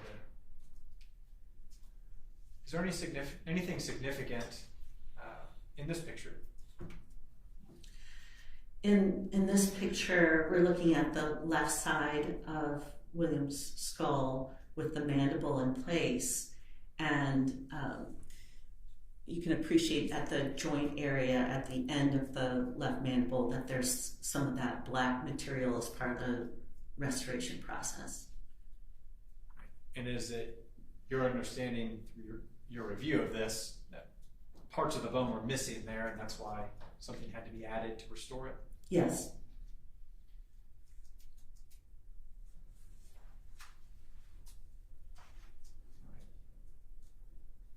So going back a little ways.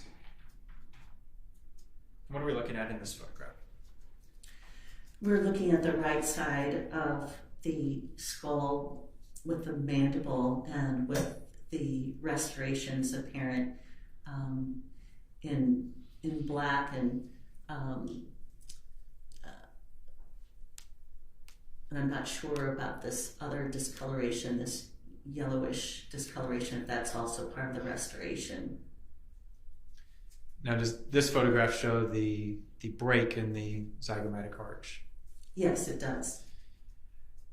To your knowledge, was that piece of bone ever recovered? No, it was not. How would you explain that in your experience? It could have been digested by a scavenging animal.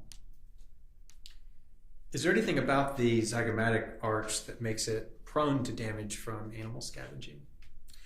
Well, with animal scavenging, the animals, and I've experienced with rats having done this, and in some cases I've had where people died in rat-infested homes.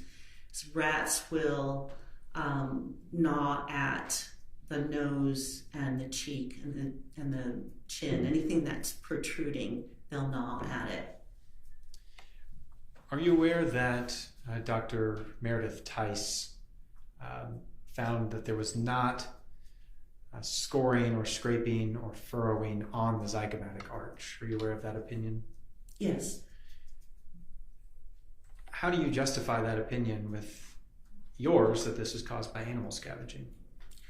Well, again, if either it was from gnawing activity, which Dr. Tice is of the opinion that there's no evidence of that for the zygomatic arch, there is elsewhere on the skull, or that piece of bone was broken off due to the activity of animal scavenging. Dr. Turner, in your opinion, is there anything in this case that suggests or leads you to believe this injury was caused before death? There's no supporting evidence for that. I'd like to talk to you next a little bit about the time of death. Okay. Do you have any opinion on when William died or how long William was in the woods? No, I don't know. Could it be less than a month? Yes, that's possible. What type of things affect decomposition time? There are numerous variables. So the mass that you're dealing with, so the size of the individual, exposure to sunlight, exposure to heat or cold, dampness, and then on top of decomposition, you have insect activity and animal scavenging activity. And animal or insect scavenging activity could speed up the process of decomposition? Yes. Are there any pathological issues or causes of death that could speed up potential decomposition? Someone who dies with an infection, sepsis, fever, so an elevated body temperature can accelerate the initial phases of decomposition. I'd like to start next talking about some possible causes of death for William. Have you formed opinions on other potential possible causes of death for William? Well, my opinion is that the cause of death is undetermined or unknown, but certainly there are numerous possible causes of death for a child and a child living in this environment. Could you tell the jury a little bit about what exposure means as far as a cause of death? In this case, the exposure would be hypothermia or cold exposure, so dying from exposure to cold, so freezing to death. Could that be a potential cause of death in this case? Yes. You mentioned sepsis earlier. Could you tell us a little bit about what sepsis is? Sepsis is a potentially fatal illness, and it is the body's inappropriate response to the presence of infection. So it's not the infection itself that can cause death. It's the body's response to that infection. And what sepsis does is it causes loss of regulation of normal physiologic processes. So it can cause the heart to function poorly. It can cause the lungs to not properly aerate blood. It can cause the liver to shut down, the kidneys to shut down. It can cause the brain to shut down. And what could be a potential cause of sepsis? Well, we're familiar with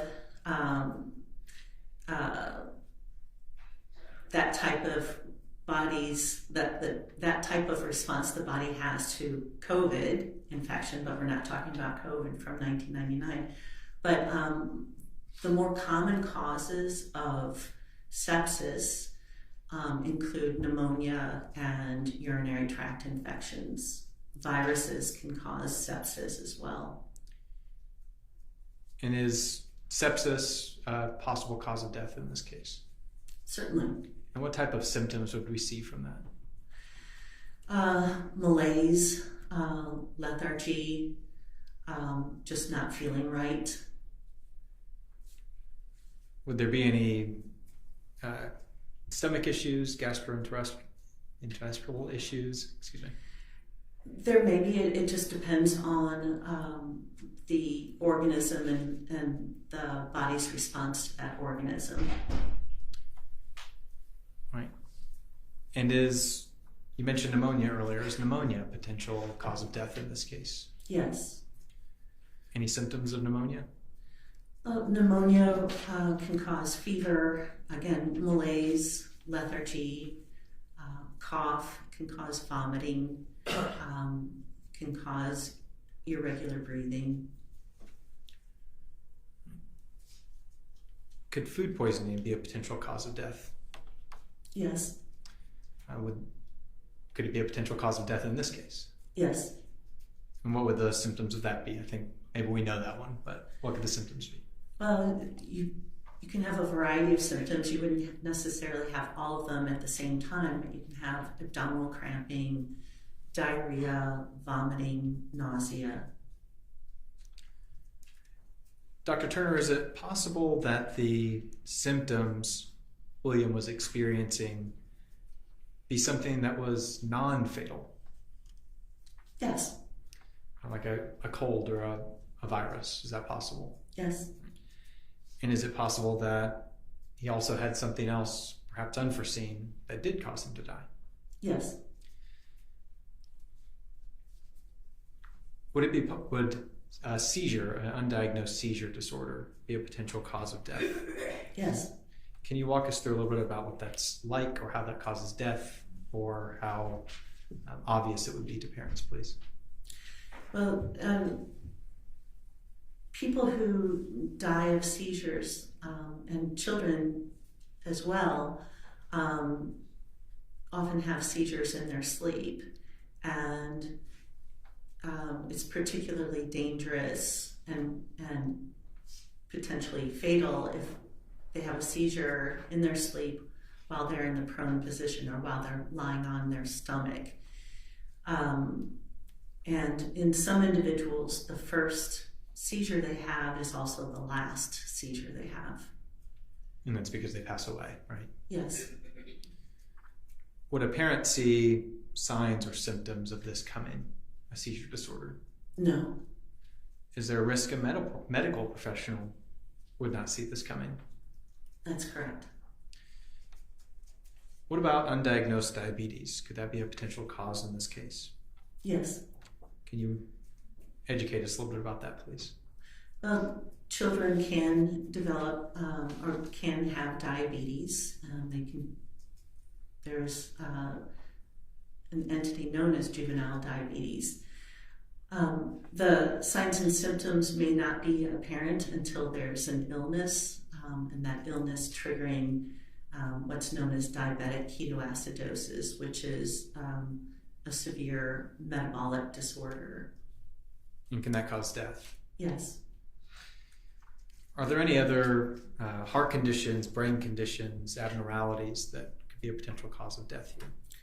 Certainly, you can have a viral infection of the heart known as viral myocarditis that can cause death. You can have an abnormality of the muscle cells of the heart that cause congestive heart failure or a fatal arrhythmia or a fatal irregular beating of the heart. Could electrolyte disturbances be a cause of death in this case? Yes. How would that work? Well, if there's severe vomiting and diarrhea, that can deplete the body of its normal balance of electrolytes, sodium, potassium, chloride, and that can trigger heart arrhythmia or fatal arrhythmia of the heart resulting in death. Are you aware of any liver disorders, genetic liver disorders, that would make a person more prone to toxicity from acetaminophen or diphenhydramine? No. Would meningitis potentially be a cause of death? Certainly, yes. How does that work? Well, you can have viral meningitis or bacterial meningitis, and depending on how virulent the organism is, the death can be rapid and can occur during sleep. All right, I've asked you about a lot. Dr. Turner, are there any others that are coming to your mind that could be potential causes of death here that might fit the symptoms? There can be gastrointestinal catastrophes, the bowel twisting on itself and cutting off blood supply to the bowel, and that can cause sudden death or rapid death. It would allow bacteria to get into the bloodstream and cause sepsis. It can also cause peritonitis or infection of the abdominal cavity. Is there anything in the record of this case or anything from the symptoms described in this case that can aid you, a forensic pathologist, in determining a cause of death? The symptoms, as I understand it, are pretty generic, non-specific. So there are any number of potential causes of death. Are there several things that this could be for a child to exhibit those symptoms where a parent would not need to take a child in for medical treatment? Well, I've seen that where a child has nausea and vomiting and dies at home because the parent can't see inside the body and know how severe the illness is. All right. In your review of this case, did you note anything else significant about the other conditions of the remains? Was there anything about the conditions of the remains that you noted to be significant? Well, I noted that there was still maggot activity as photographed at the scene. I also noted that Doctors Terry and Gowit described William's toenails being trim and neat. The tufts of hair that were recovered at the scene weren't matted. His teeth were intact. He didn't have any cavities, according to Doctors Gowit and Terry. He also didn't have any fillings or restorations of his teeth. I believe you mentioned earlier you've worked child death autopsies before, right? Yes. Have you had contact with maybe children's parents after autopsies are performed? Not very often, no. It's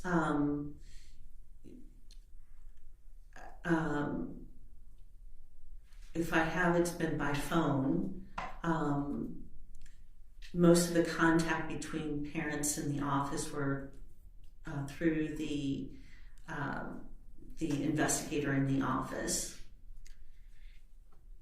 In your opinion, when you are making opinions about the autopsies you perform, does the way parents react to their death, to the death of their child, inform your opinion?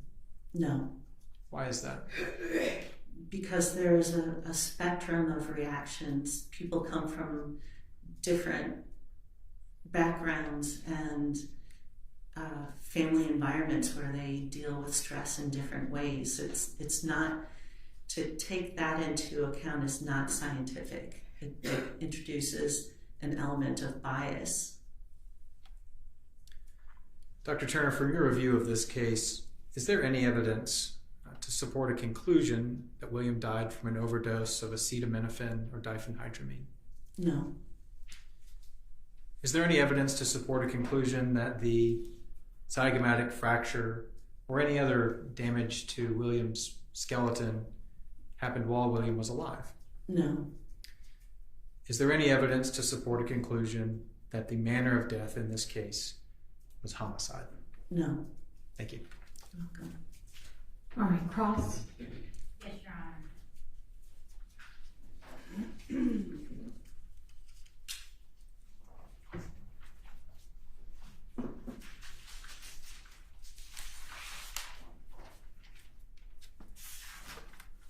afternoon, Dr. Turner. Good afternoon.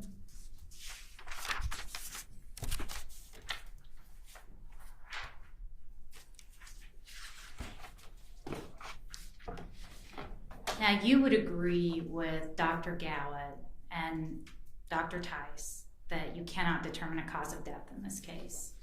I do agree with that. And you would agree that you cannot determine the manner of death in this case. That's correct. Now, a medical examiner's determination of manner of death is different from the jury's determination. Isn't that correct? I agree. A medical examiner is looking at the medical aspects of the case and preparing an autopsy report. Yes. Correct? Yes, You are not making a legal decision, correct? that's correct. It's the jury's job to make a legal decision about the manner of death, correct? Yes. Let's discuss the skull fracture. You can't rule out traumatic injury while the child was alive, can you? No, You agree with Dr. Gowett, correct?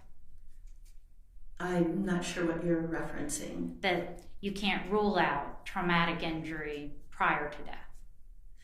I can't rule it out, but the appearance of the skull with the other evidence of animal scavenging is in keeping with postmortem damage to the skull. So the answer to my question is yes, you can't rule it out. I can't rule it out. And you can't rule out that there may have been traumatic injury combined with animal scavenging. Isn't that correct? That's correct. So you agree with Dr. Gowett. Again, I don't know what Dr. Gowett said. You didn't read his report?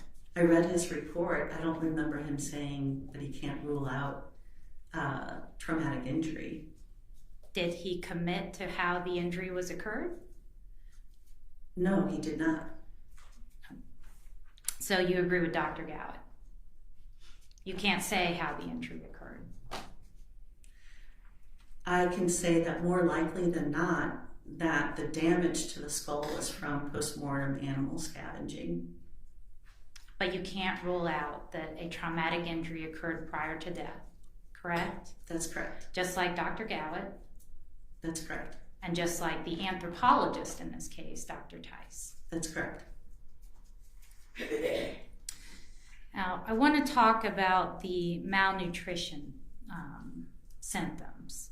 What kind of symptoms would a child have if they weren't getting enough to eat and drink? They would have lethargy, lack of energy. And how long would it take for a child to die from not getting enough to eat and drink if there are no other complications? Well, it depends on the severity of the malnutrition and what their base state of health was, but children die of malnutrition due to infection. So infection exacerbates the condition, and infection can occur at any time. So a child can die within a week of malnutrition or days and months. You'd agree that typically it takes a long time to starve a child in the absence of other contributing factors, just taking away food and water. Correct? Yes, typically. And if a child was deprived of enough food and water that it actually caused their death, you'd agree that you would likely see skeletal changes, correct? You would see skeletal changes if the malnutrition was of a long duration.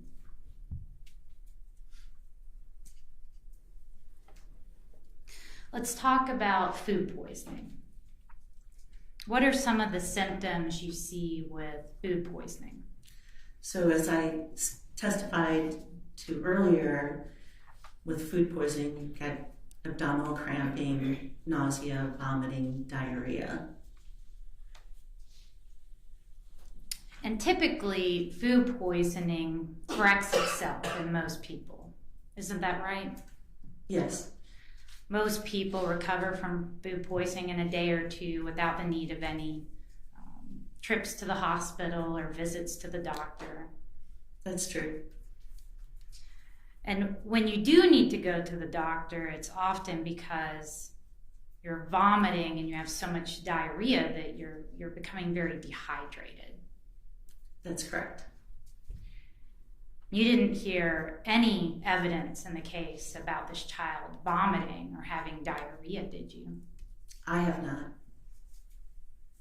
Not even a little bit. I have no information on that.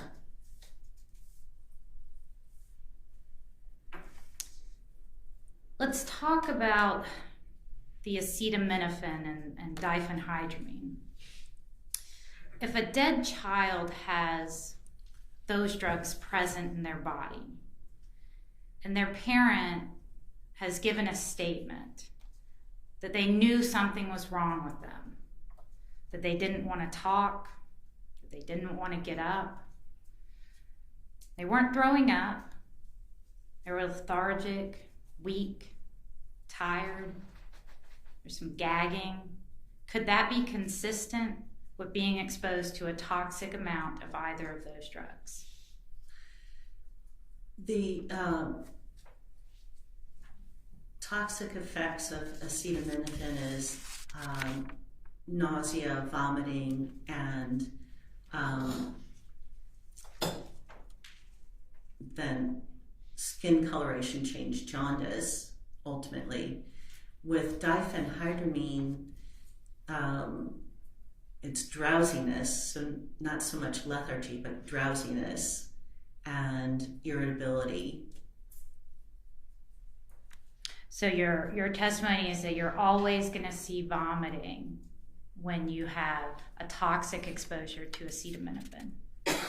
No, not always. It's one of the symptoms. Is it fair to say it can be a symptom? Yes. So these symptoms, combined with the presence of the drug actually being in the body and having a dead child, could be consistent with a toxic exposure to one or both of those drugs. Isn't that correct? Yes, I stated as such with Mr. Bozarth that the drugs could have been at a toxic level, but we just don't know and we can't know. So it's not correct that the evidence is inconsistent with a toxic exposure. That's correct.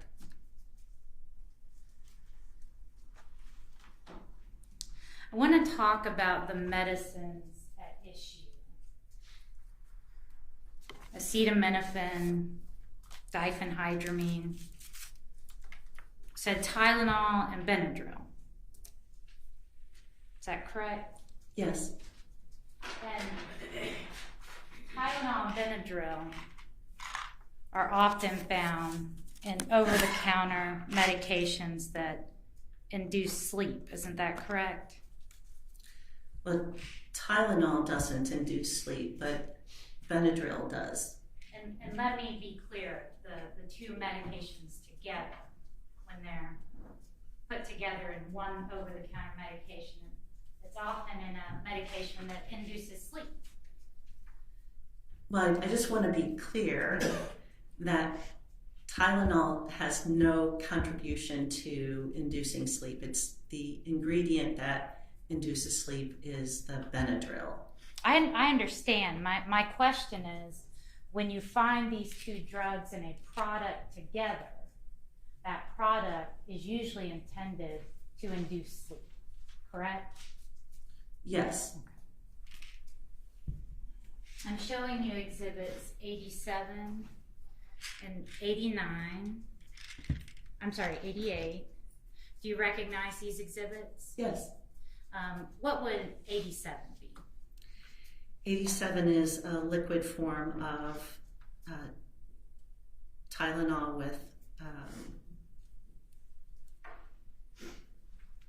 with Benadryl. Tylenol PM? Yes. And if you would just leaf through, take a look at the uses, side effects, directions, warnings. You see the printout is from the distributor Tylenol's website, correct? Yes. Do those warnings, uses seem consistent with what you would expect for Tylenol PM? Sure. Your Honor, the state tenders 87 into evidence. Any objection? Objection. It's admitted. And then 88, does that appear to be an authentic package of Tylenol PM capsules? Yes. Your Honor, the state tenders 88 into evidence. Any objection, 88? Objection. It's admitted. Now, both these medicines, the capsules and the liquid, they're going to be found in the area of the pharmacy where you get sleep aids, correct? Cold or sleep, yes. In fact, there's actually a different section of the pharmacy for the cold medications. Yes. These items are separate from those. I don't know. We may shop at different pharmacies. Would it surprise you? I went to 5 different pharmacies Objection, yesterday. I haven't finished my question, Your Honor. Right, counsel's bringing up her experience. All right, can you rephrase the question in a hypothetical? I'm asking, would it surprise her based on my experience? There's no bar against that, Your Honor. I think she's right. All right, overrule the objection. Well, would it surprise you that I went to 5 different pharmacies, and in every one, the PM medications were in a sleep-inducing section, and the cold medicines were somewhere else? No. Let's talk about the Tylenol PM. I wasn't able to find a liquid form. I've got the printout for you there in 87. The active ingredients are what? Acetaminophen and diphenhydramine. And what are the doses or the amount in a dose for Tylenol PM in the liquid form?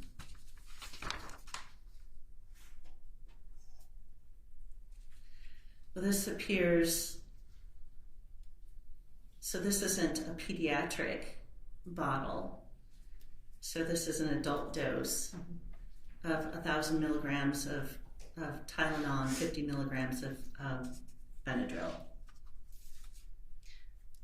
And is it common in your experience for the sleep aid section to have medicine for children that induces sleepiness? No. And there's a reason for that, isn't there? Children don't typically have sleep disturbances. And it's not safe for children to take medication to induce sleep. Isn't that correct? I don't know. That's outside my area of expertise. But all these sleep-inducing medications are made for adults. Yes. And what is the adult dose for acetaminophen? 1,000 milligrams. And diphenhydramine? 50 milligrams. Tell the jury what the recommended uses are for Tylenol PM.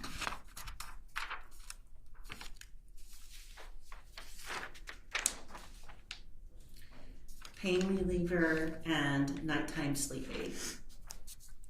So you get this if you're in pain or you're having difficulty sleeping because of pain. Yes. Is there a liver warning? Yes. Is it in bold? Yes. What does it say? Severe liver damage may occur if you take more than recommended, basically. And if you take it with other drugs containing Tylenol, or if you take the medication with alcohol. And that's in an adult. Yes. What does it say about children? This is not packaged for children. But what does it say? It doesn't say anything about children. It's not packaged for them. It doesn't say do not use in children under 12 years of age?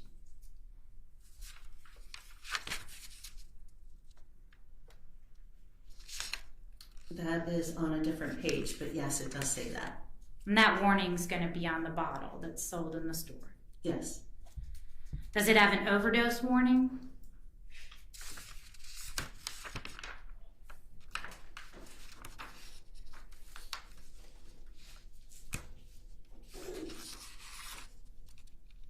Yes. Does it say to contact poison control right away? Yes. That quick medical attention is critical? Yes. And to not take more than directed? Correct. Again, this is for adults. Yes. For children, it says do not use. That's correct.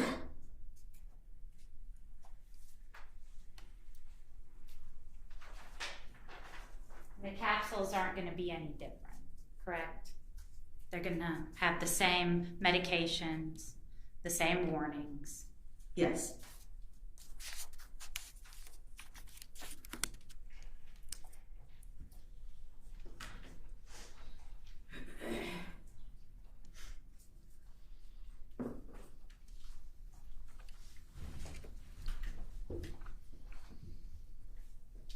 Showing you Exhibit 89. Do you recognize this exhibit? Yes. Does it appear to be an authentic bottle of ZZ Quill? Yes. Your Honor, the state tenders 89 in evidence. Any objection? Objection. All right, submitted. Now this is the Vicks version of the same medication, correct? Yes. Has the same amount of acetaminophen.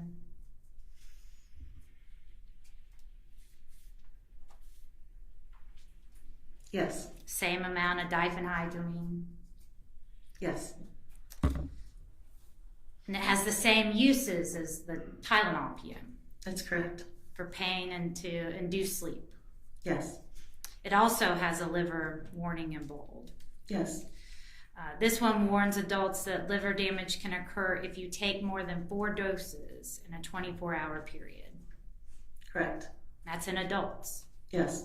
Says to keep out of reach of children. Do you see that? Yes. And it says do not use in children under 12 years old. Correct.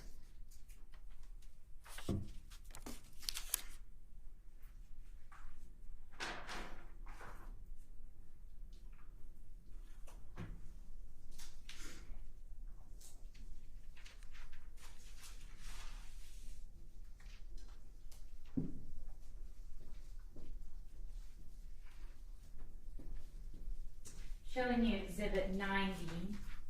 Do you recognize this exhibit?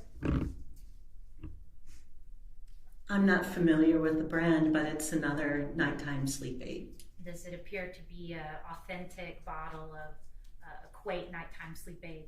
Yes. Your Honor, the state tenders 90 into evidence. Any objection? Objection. All right, 90 is admitted.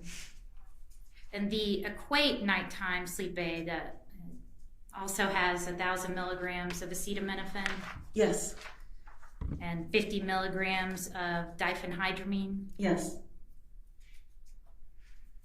Has the same uses of treating pain and inducing sleep. Yes. Has a liver warning in bold. Yes. Says that liver damage can occur if you take more than 4 doses in a 24-hour period. Yes. And it says not to use in children under 12. Correct.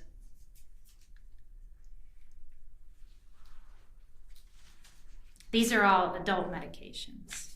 Yes. They also do make children's formulas of medication. Isn't that correct? Yes.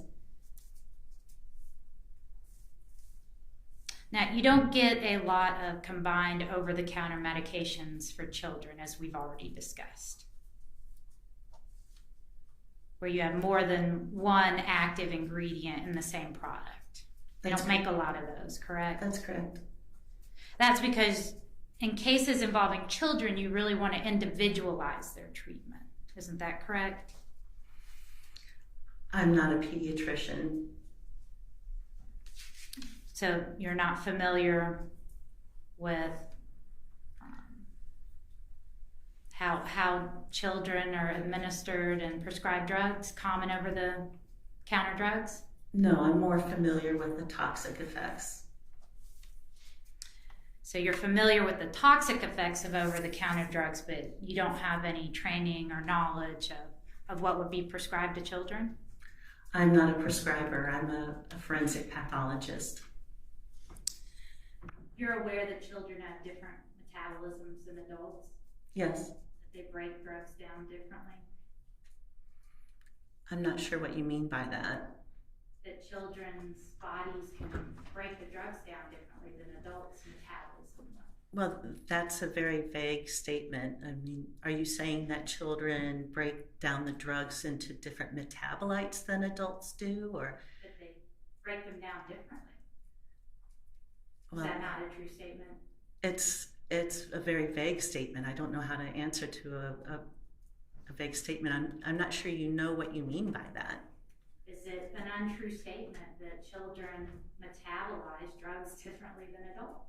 Are you talking about how quickly they metabolize them, or In are any you? scenario.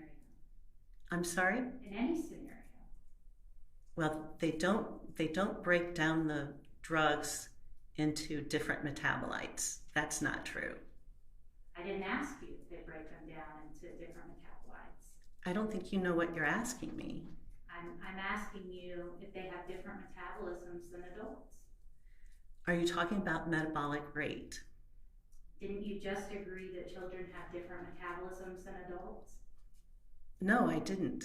You've That's asked me the that, first and I've one. asked you to clarify that. Well, how about this? Isn't the dosage for all drugs in kids going to be less than what it would be for an adult? That's correct. And that's because their livers are still maturing? That's one reason, yes. And a child could get sick on an adult dose. Yes, So you want to minimize the potential side effects for children. correct. And that's why you have children's formulas of medications like Benadryl and Tylenol. That's correct.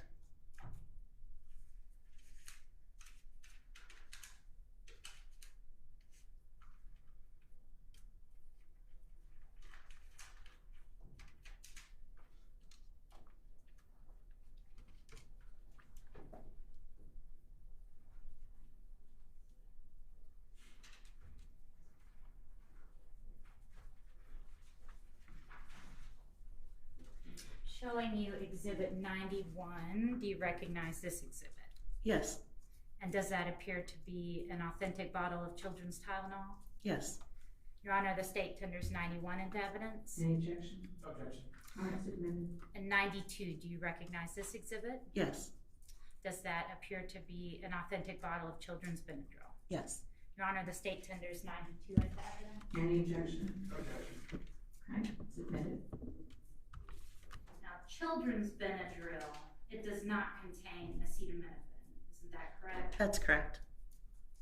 It has 12.5 milligrams of diphenhydramine, correct?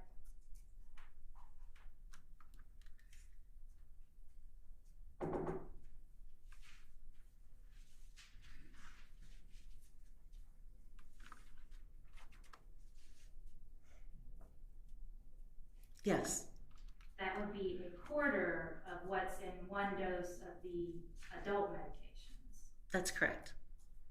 And the uses, tell the jury what you use children's Benadryl for. For runny nose, sneezing, itchy, watery eyes, hay fever, upper respiratory allergies,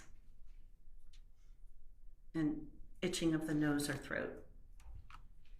And it says, do not use to make a child sleepy, doesn't it?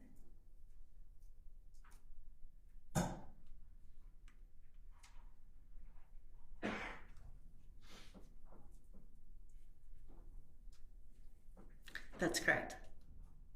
The children's Tylenol, that does not contain diphenhydramine, correct? That's correct. And how much acetaminophen does the children's formula have?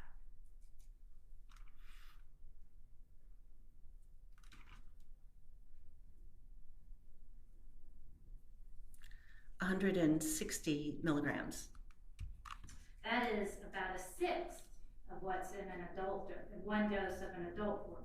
Isn't that correct? Yes, What are the uses for children's Tylenol?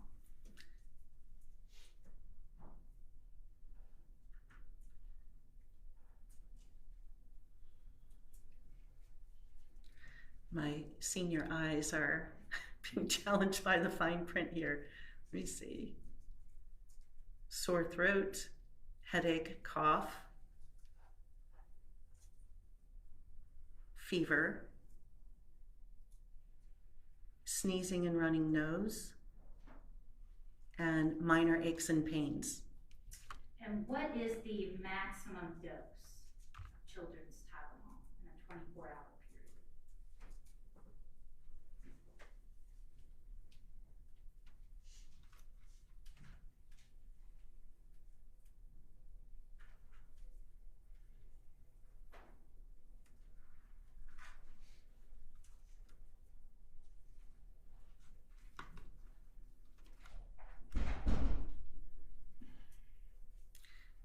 You might need to direct me to the packaging here. I don't see it. Do you see somewhere where it says the maximum is 5 doses? Thank you.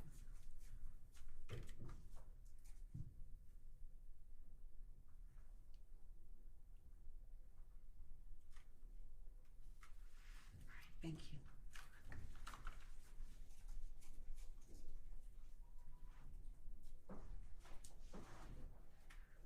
Wow, that's really small. I think she said that's really small. Yes, it does say What that. about the writing? I was like 5 or 3, 5 or 3. Do not give more than 5 doses in a 24-hour period. That's correct. And 5 doses is still less than a single adult dose. Is Yes, that correct? Children's Tylenol also has a severe liver damage warning, doesn't it? yes, And as a warning, do not use to make a child sleepy.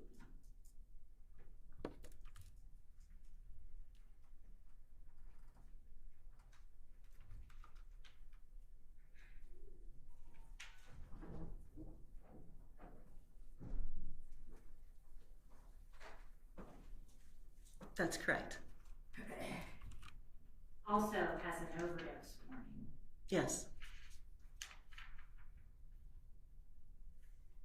How many cases have you worked involving the remains of unidentified children? Very few. How many? I told you yesterday probably about 3. And that's because typically children are identified very quickly. Yes.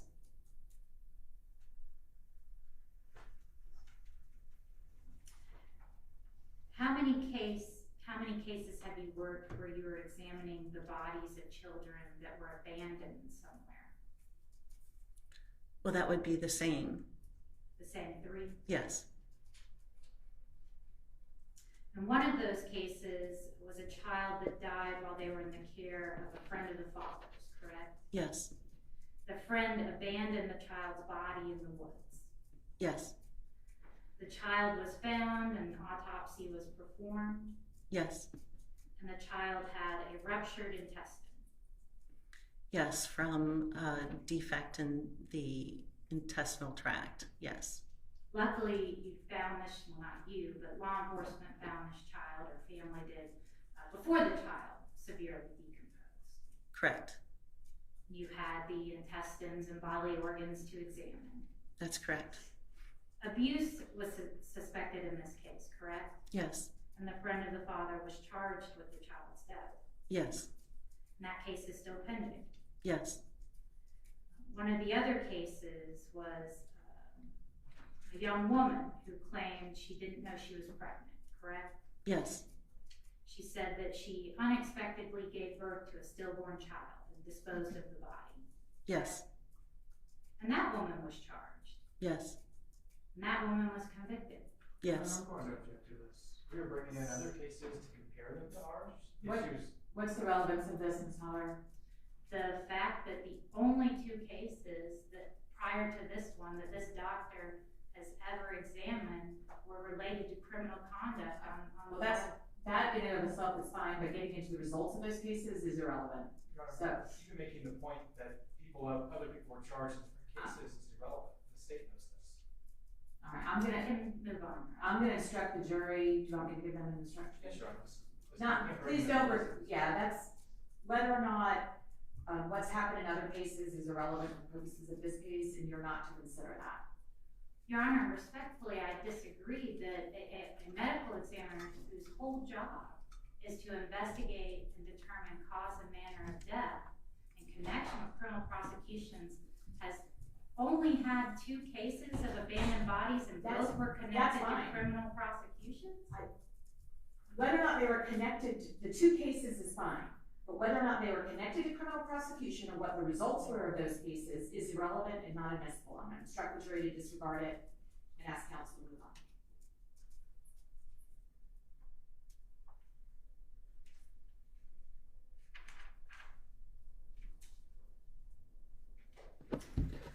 You also indicated yesterday that you had never performed an autopsy of a child who died of food poisoning. Isn't that correct?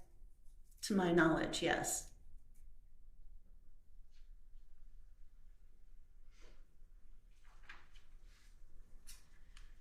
On direct, you indicated that it's difficult working with decomposed remains, It can be, yes. and it presents challenges to performing an autopsy. To performing an autopsy and analyzing the results, yes. You would agree that hiding a body so that it naturally decomposes before it's located is a great way to conceal evidence. Objection, Your Honor. This falls outside of the scope of medical exam. This is asking. I overrule the objection.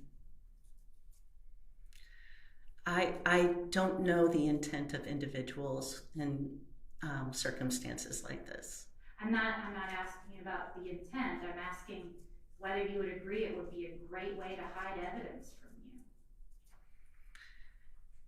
It potentially is. I have no, I don't think anybody can determine when or whether a body will be found. Redirect. Yes, Your Honor.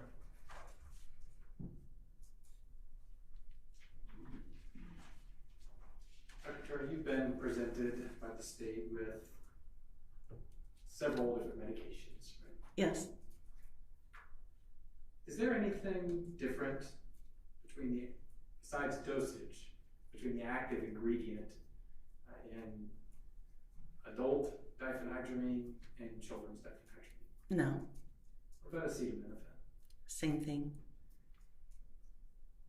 You were asked if there were many medications that contain both for children. Is there evidence that William received these 2 medications from one single dose of one medication? No.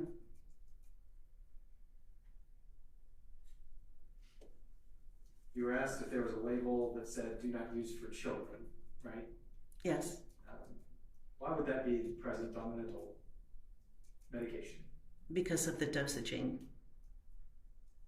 But the same medication is available in other medicines designed for children? That's correct. There's also a question about if there's a warning to keep out of the reach of children. Is that right? Yes. Should we keep children's medicine out of the reach of children as well? Yes. Why is that? For safety reasons. You were asked a lot of questions about the dosages of each, the recommended dose. Is that right? Yes. Do we know what dose William received? No. Do we know which drugs he received? Which name brand drug he received? No. Do we know if it was a combined medication between one medication? No. Do we know how many doses William received? No. I wanted to ask you about a follow-up question about the animal scavenging.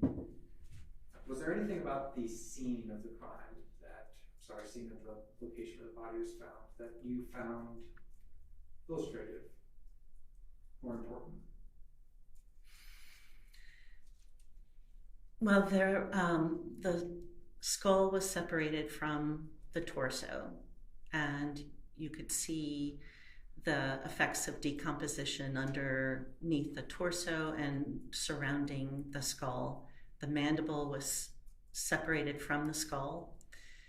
Other things related to the scene include before the skull was removed from the scene, it was photographed in place, and the skull was lying on the left side with the right zygomatic arch area exposed. Is that significant to you? It's in keeping with the animals having access to the right zygomatic arch and their scavenging.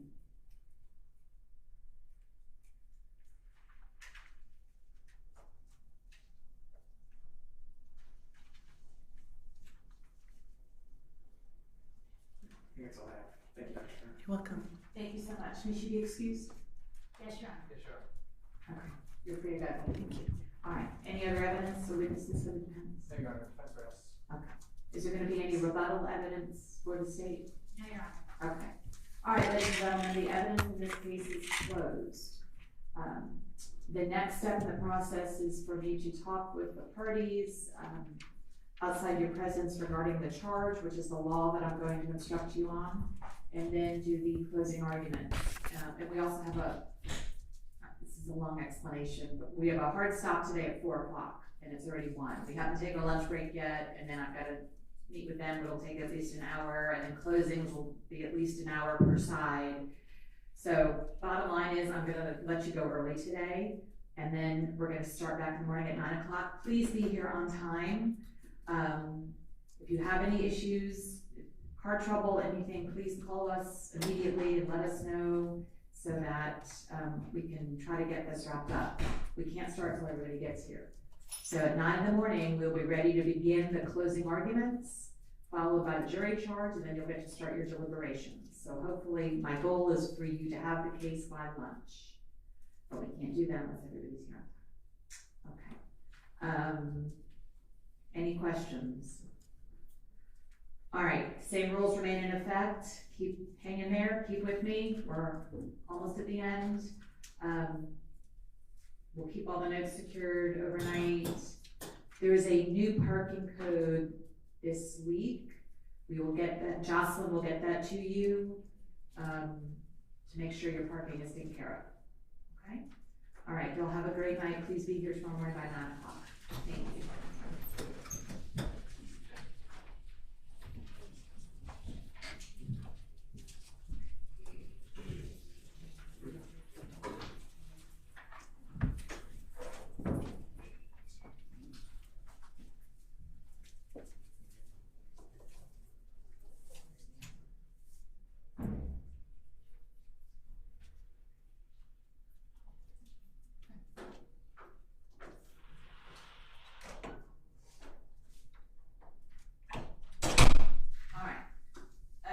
Closed. It's a little before 1. I want to go ahead and take a lunch break, and then let's meet back at 2 o'clock, and we will do the charge conference at that time. Caroline is giving you a copy of the proposed charge as we prepared it, and you can take a look at it over lunch, and we'll talk about it when we get back at 2. Okay? Thank you, Your Honor. All righty, thank you.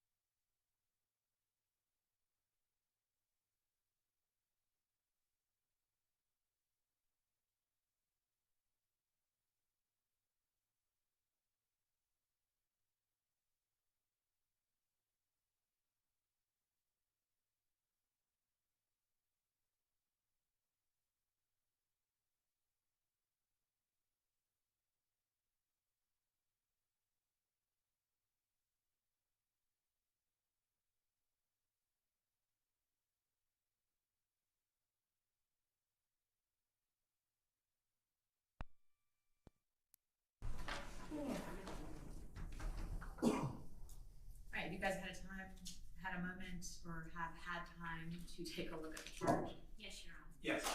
All right, let me start with any objections from the state. Yes, Your Honor, the state is objecting to the defense's charge of accident. Point me to a page, please. I'm getting there myself.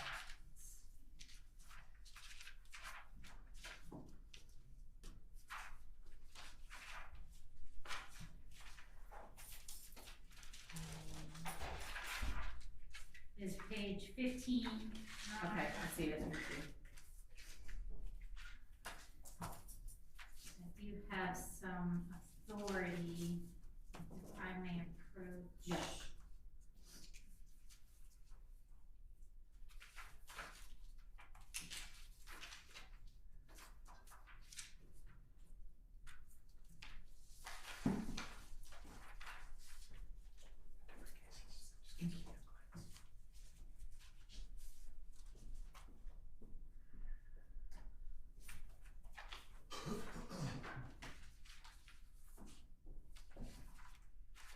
Your Honor, the first case is Kellum versus the state. It is from Supreme Court of Georgia opinion from 2016. It deals with a case where a defendant was charged and convicted with malice, murder, and cruelty to children arising out of the death of a 17-month-old.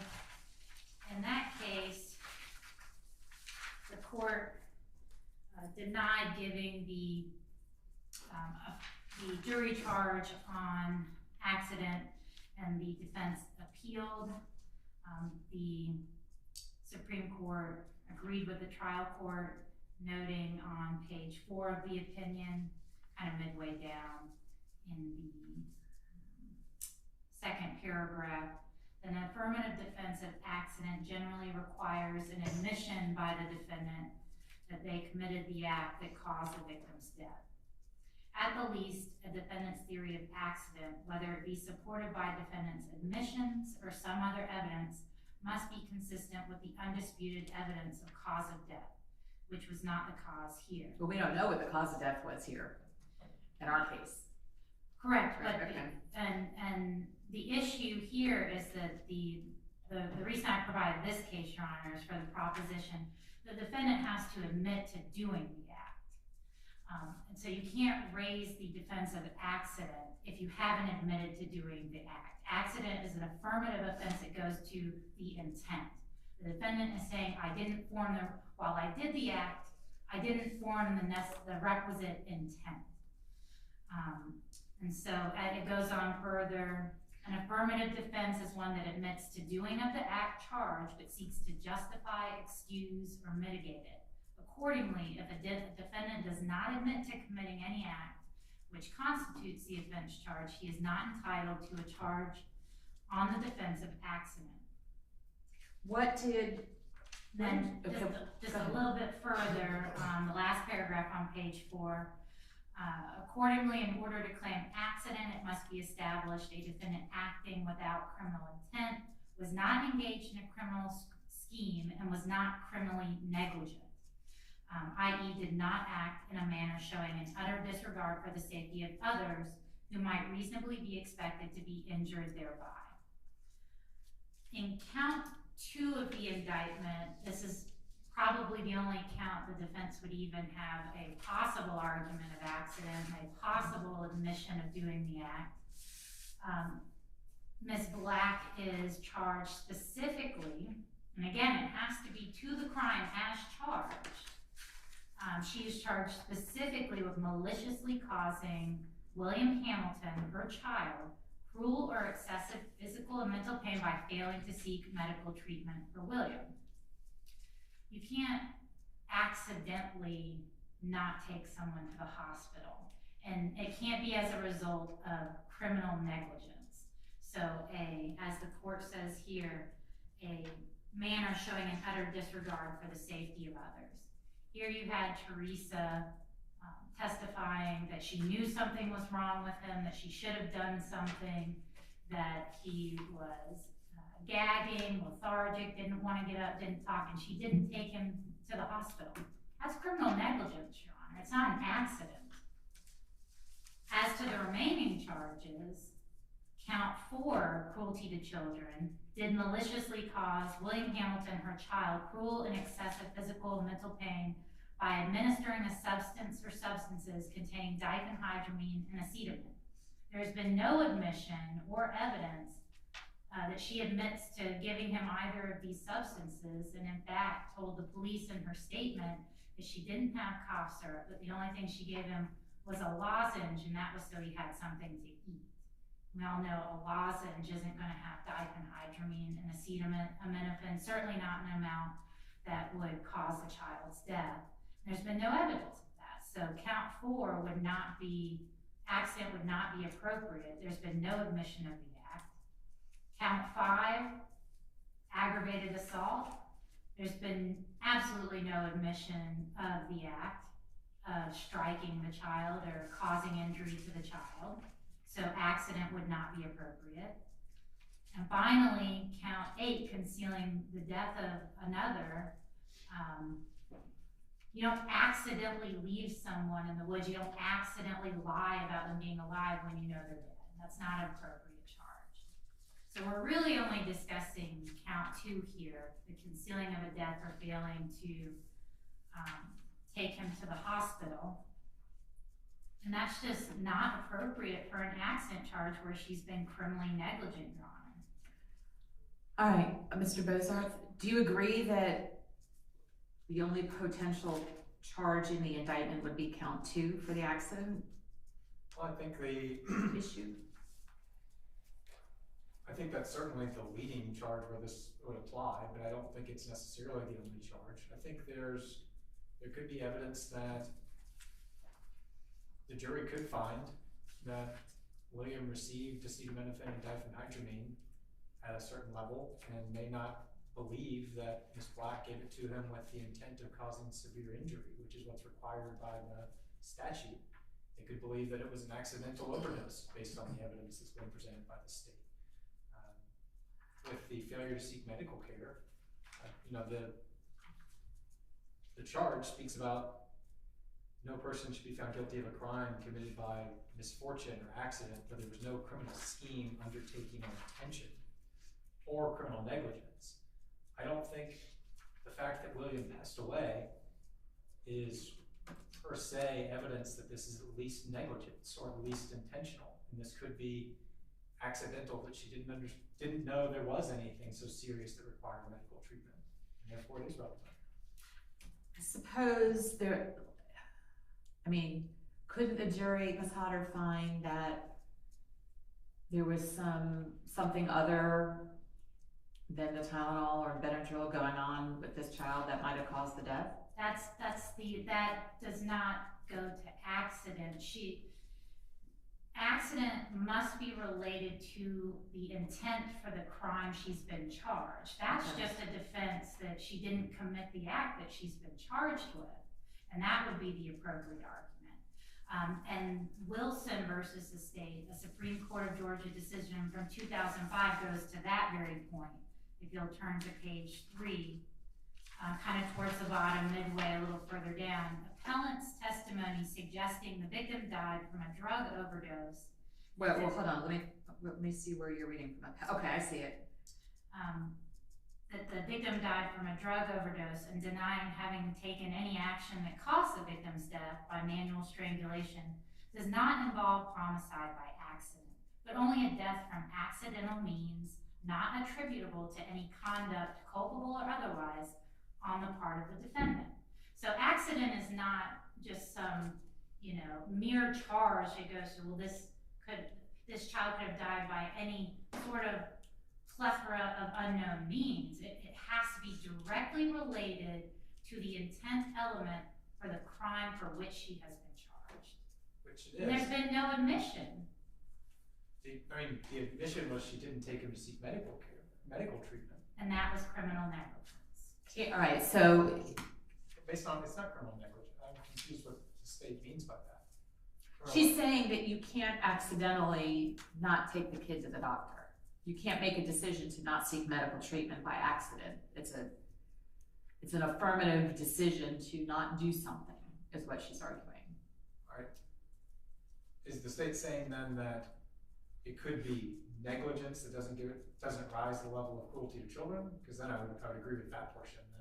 No, I'm saying that as the Supreme Court has held, that criminal negligence is not a basis to give an accident instruction to the jury. Okay, then I stand by what I was saying. No one's saying that it was negligent even. No one's saying that it rose to the level of negligence. The defense certainly isn't. The fact that the child died and she didn't take him to the hospital doesn't mean it was negligent either. But the point is, you can't accidentally Not take him to the hospital, is that what you're saying? Right. The issue with this, and why I think it's appropriate here, is this indictment. I understand the state through some questioning has seemed to tie a theory that the child received a toxic level of acetaminophen and diphenhydramine, and she's committed cruelty to children for not taking him to the hospital for that very reason. But we don't know. There's so many reasons this could have happened. But this is going to be confusing to the jury, that if she didn't take him to the hospital for treatment for anything, they may find that it could be for any cause. And I think that's why it's appropriate. We stand by the request for the charge. In the Kellum, I'm sorry. This is where the victim's death was caused by tremendous blunt force trauma that could not have been the result of the accident that the defense was proposing. I think the potential of an accidental overdose on acetaminophen or Tylenol does give rise to this being appropriate. Okay. Let me ask you a question, Mr. Bozar. Let me find the statement. Hold on, in my notes. Here we go. What did your client admit to doing? And let me just look. This is what I can tell. I know that something was wrong. I wasn't able to feed him right. We were just kind of sleeping on the bus benches. He wouldn't want to talk, wouldn't want to get up, and I didn't know what to do because I figured, okay, maybe he's just hungry. I went and found us something to eat. That didn't seem to help much. He just kind of didn't want to do anything, so we ate stuff out of the garbage can. We can do this for a few more days. I'll find someone to help us. And we're sleeping in parks because we didn't have anywhere else to go, and we lay down for a night. It wasn't in a park, but it wasn't in the woods or anything. But it was just more trees and stuff where there was away from the road, and we lay down, and when I woke up, he didn't wake up. I didn't know what to do. I didn't know what to do because I didn't know what was wrong. I thought it was just he wasn't eating enough, but I didn't expect that to happen.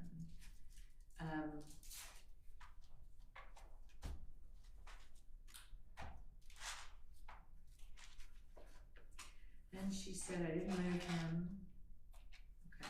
So,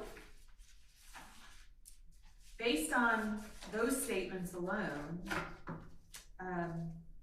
she said there was something wrong with him. She didn't know what was wrong, and she clearly didn't take him for any medical treatment. So how does that reconcile with the accident theory to support the charge? I think it's that she didn't know that he needed medical treatment sought because she didn't know what was wrong with him. So I guess the question is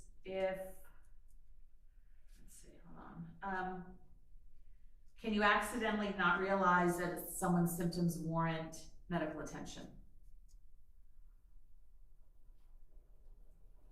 I don't know if you decide, you make a decision one way or the other. It's a disregarding. Well, either you say, I don't know what to do, which is what she said in this case, I didn't know what to do, or you decide to take somebody for help. But I don't know if saying I didn't know what to do means, I don't know if that's accidental. I just want to make sure that the evidence supports whatever charge I'm giving, and I'm not sure.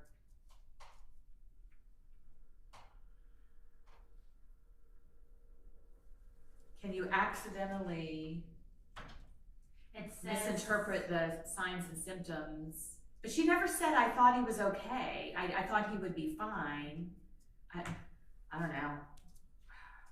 It says accident as defined in 16-2-2 is not, death from accidental means not attributable to any conduct culpable or otherwise on the part of the defendant. So criminal negligence would be culpability.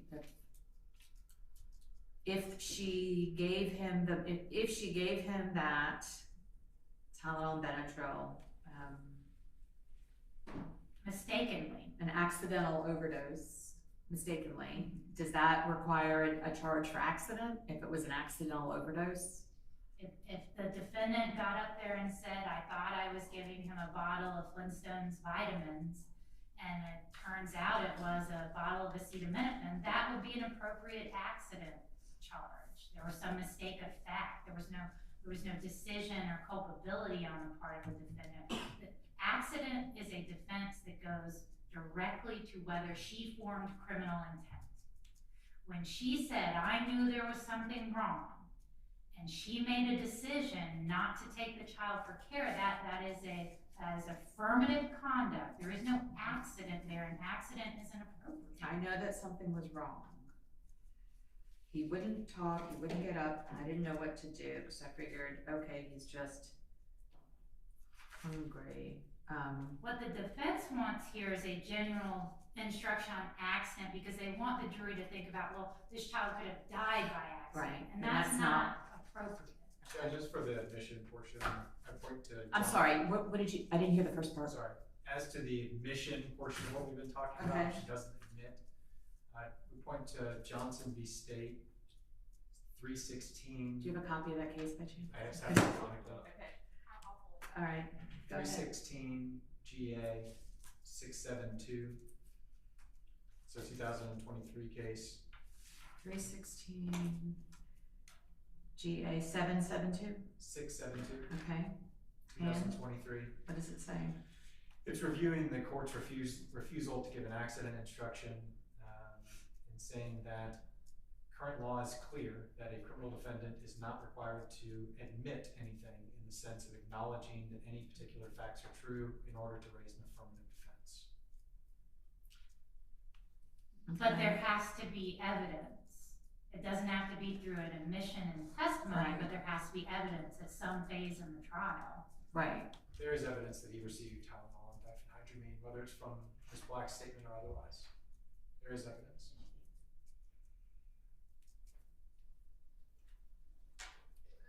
but you're saying there's no evidence that she gave it to him? No, I'm not saying that. I think there is evidence that she gave it to him. In the trial, I mean, there has been evidence presented that he had that administered. There's been no other evidence that anyone else was around and caring for him. Okay, I think there is evidence. okay. She gave a statement. She gave a statement to police and flat out denied giving him the medications. That's a different scenario. They can view that as unbelievable if they like. I'm sure that's the state's theory. And All right, refresh my memory. What is the evidence, just because this has been going on for quite a while, what is the evidence that she gave him Tylenol and Benadryl? Who said that? She never did, Your Honor. All she said. She didn't. But what, It but Mr. being present in his. Just the mere presence of it in the system, you're Right. saying is evidence that she gave it to him? yes.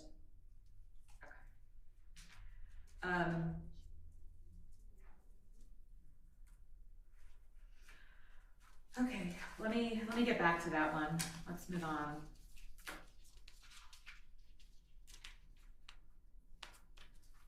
And the other objection the state would have would be to giving the defense's non-pattern charge for concealing a death. And we would ask that the court give the pattern. Mr. Bozarth, I'm not inclined to give that non-pattern charge. We talked about that earlier. I'd like to go back into it if the Yeah. court's Sure. ready to hear from me. Of course. I It's would- just that I wasn't inclined to do it, but I'm Understood. happy to hear from you.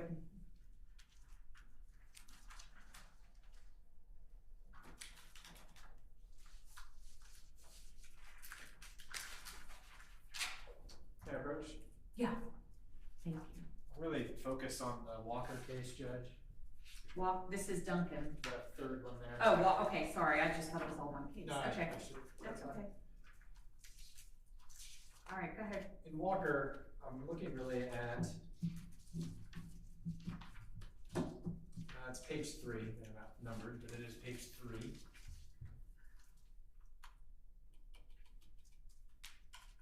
Beginning in paragraph B, this is a case where a person is challenging the sufficiency of the evidence for a concealing charge. The person had been convicted of malice murder, I believe, and that was not overturned, but the concealing portion was. In the middle of that paragraph B, on the left side of the page, middle of page 3, it says that the state had to show, quote, by concealing the death of Ramona, comma, hindered the discovery of whether or not she was unlawfully killed. So this is where they start to break it down into 2 different prongs. The next sentence is, that is, the state had to prove that Walker actually concealed the fact of her death, and it had to establish that his doing so delayed or otherwise hindered discovery.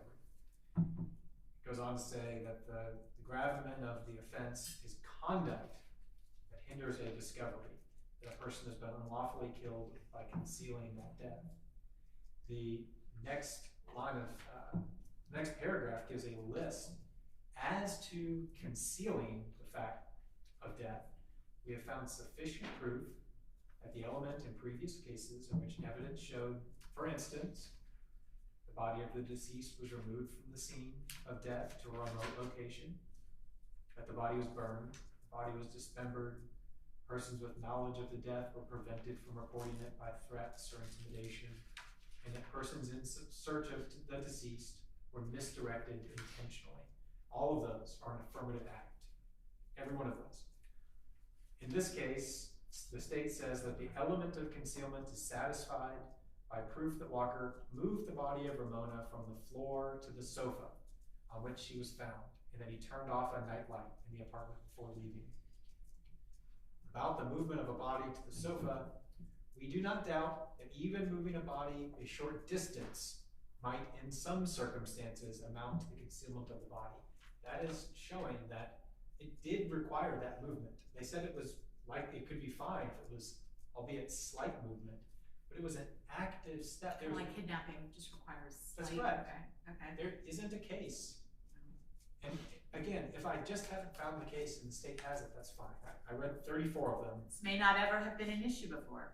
Who knows? I don't think it's ever been found sufficient evidence where some sort of act, movement, concealment, literal an act, there was evidence of that present. And here, it's clear that this is needed because the state still disagrees that that's necessary. The state believes that it is fine to just leave the body there. I understand the court denying our motion for directed verdict because the court found there could be evidence that somebody dumped the body there. Gary Harris saw a car. I understand the court's position in Sure. denying that directed verdict. But if the jury wants to believe that Gary Harris saw Miss Black and some accomplice in a car drop the body, that's fine. That's concealment. That's moving the body to those woods and dumping it. That is concealment.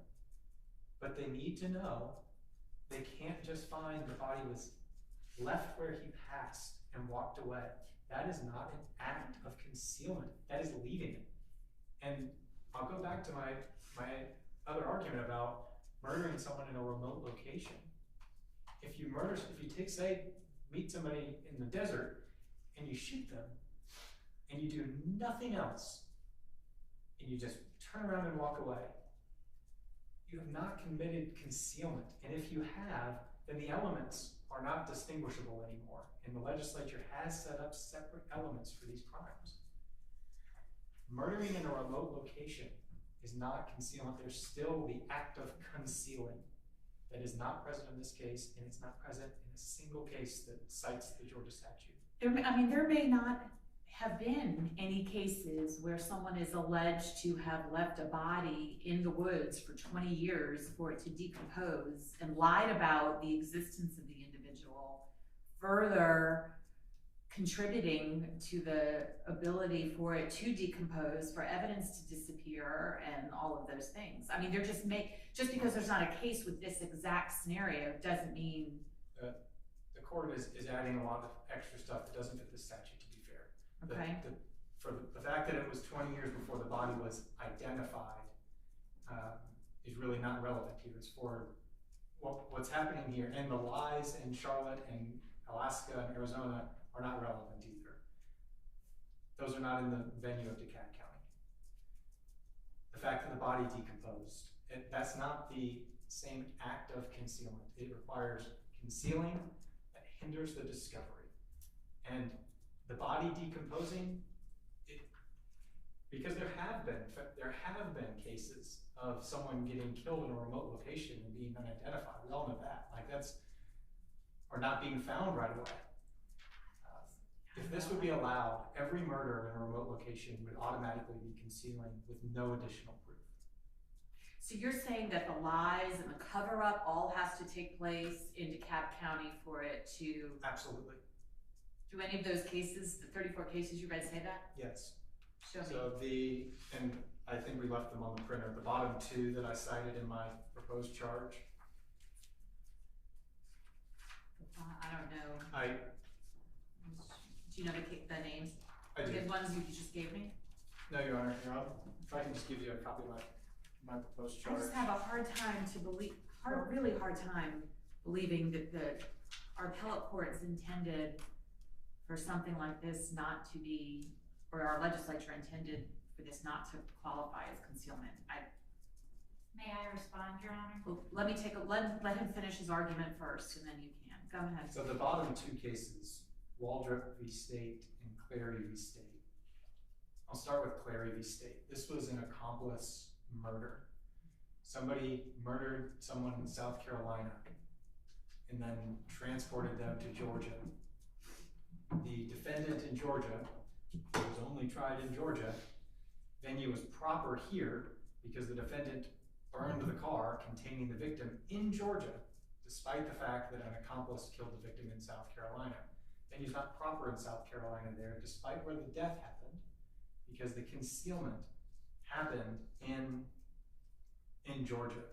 Waldrop v. State says that venue was proper in 2 counties because the victim's body was killed in one county and transported in a car and eventually buried in another. The important thing here is venue was proper in both counties because the act of putting that victim in the car and transporting in the first county was its own separate concealment. It wasn't proper there just because the death happened.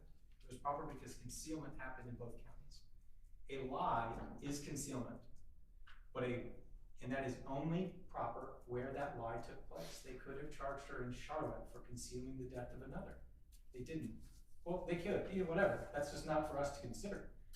She can't be found guilty of a charge or of an offense that potentially took place in Charlotte or Alaska. That is a crime that took place there. It does not relate back to the body like the special circumstances in a homicide venue. It's separate. The whole fact that, what about the fact that she didn't report her child missing? She didn't do any, That can be. I'm just having a really hard time wrapping my head around this. That can be an act that society looks down on, but it's not the charge of concealing the death. What is the code section for concealment? It is 16-2-2, Your Honor. 2-2? Oh, I'm sorry, no, that was accident. Is it 16-10-31?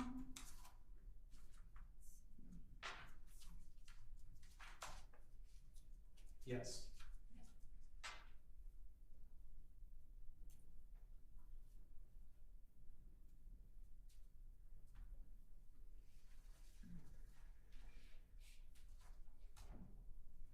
In the Waldrop and the Clary case, where the venue was proper in 2 counties, what were they charged with? Concealment only? The Clary person in Georgia was only charged with concealing. So here, okay, let me see. Where, the indictment in this case. So many papers in here. Hold on.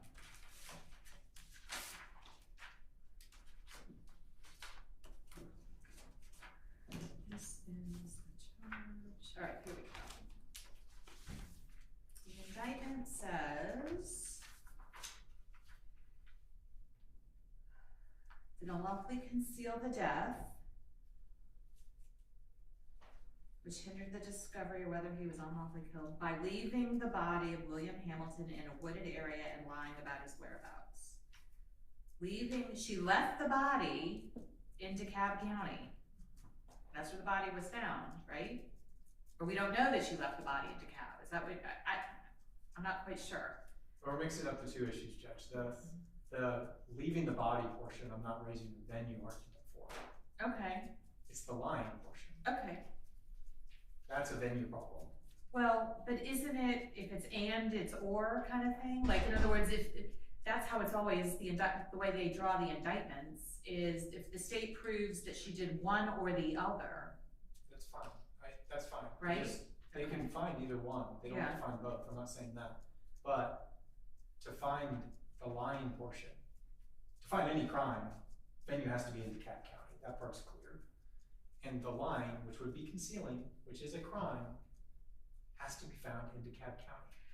Okay, but the way they charged it is by leaving the body in a wooded area. That was in DeKalb County. Whether he died there or she dumped it there, the body there. That happened, that was in DeKalb. The body was left in DeKalb County. Yes. So if the jury believes that she was responsible for that by leaving the body in the wooded area, I mean, I think it's just based on how they charged it, I think that should be sufficient. And perhaps the appellate courts might disagree with me, but I'm having a really hard time finding a way. Judge, I think we're mixing up issues here. I'm sorry to interrupt the state. I will let them speak, but my point of bringing up the venue problem was the second sentence. I understand that, but that's your argument about why it can't be lying about his whereabouts. But what I'm saying is the jury has to find one or the other. That's right. They could find concealing by leaving him yes. if they believe they dumped him. I'm fine with that. Okay. As long as they know it takes an act of concealment and that if you believe the lies happen, they happen in DeKalb County. That's the law. This is no longer a directed verdict. This is me saying they need to know that she's charged with lying. They've heard a whole trial of her lying. They need to know if they're going to convict her based on that prong of this indictment, that it happened in DeKalb County. They have to find it happened in DeKalb County. And Your Honor, the jury will receive venue instructions. They'll receive the general venue instruction. The state has requested special circumstances of venue instructions. These are all patterned, and that is the appropriate way to advise the jury about how to make these legal determinations. They should be given the plain language of concealment, and then venue separately, as with all the other charges in the charge from the court. Anything else? I think this charge in particular is exceedingly confusing on venue. It needs to be clarified because the entire trial, evidence was brought up about her lying about his death, and none of it ultimately matters in this case. Well, except she probably lied to, there is evidence that she lied to Ava and would have had to have lied to others if she did in fact. That's not evidence. The fact that she could have lied to a MAGA bus driver. Reasonable deduction. Guys, you can't talk over each other. Circumstantial evidence is evidence. Okay. It's not circumstantial evidence that she probably lied to someone else. You have to show the evidence of that lie. I understand. Hold on. All right.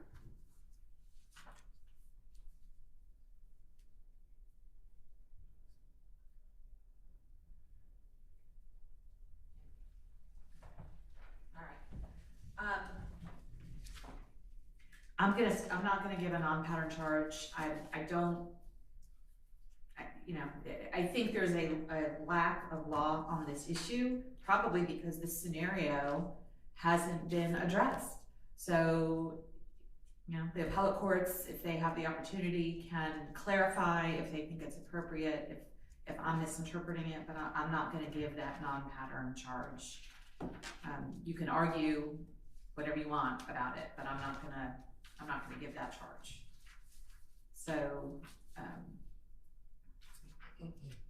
And Your Honor, just for the record, I understand the court's ruling. of course, The state will be arguing in closing that you can believe that Teresa woke up, William was there, and that she never even touched his body and walked away, and that she's guilty of concealing, which is not the law.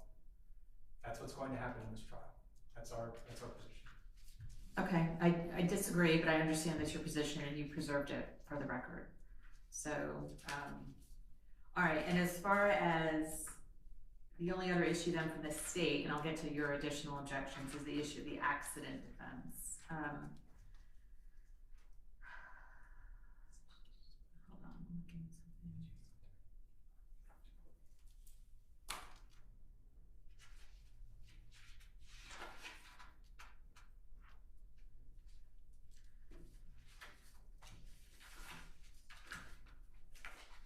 Based on the cases, it looks like the law does require her to have admitted some type of conduct for the accident charge to apply. And under the facts of this case, I don't think that's happened. Do you want to be heard any further on that? We stand by what Okay. we've argued. Okay. All right, so I'm not giving the accident charge, and I'm also not giving the charge on the non-pattern charge on concealment.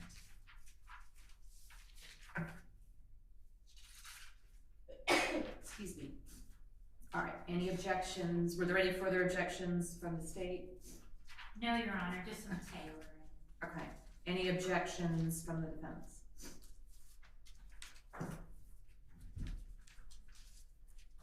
I think I have some tailoring as well. There's Okay. some that I think may no longer apply. Hold on one second.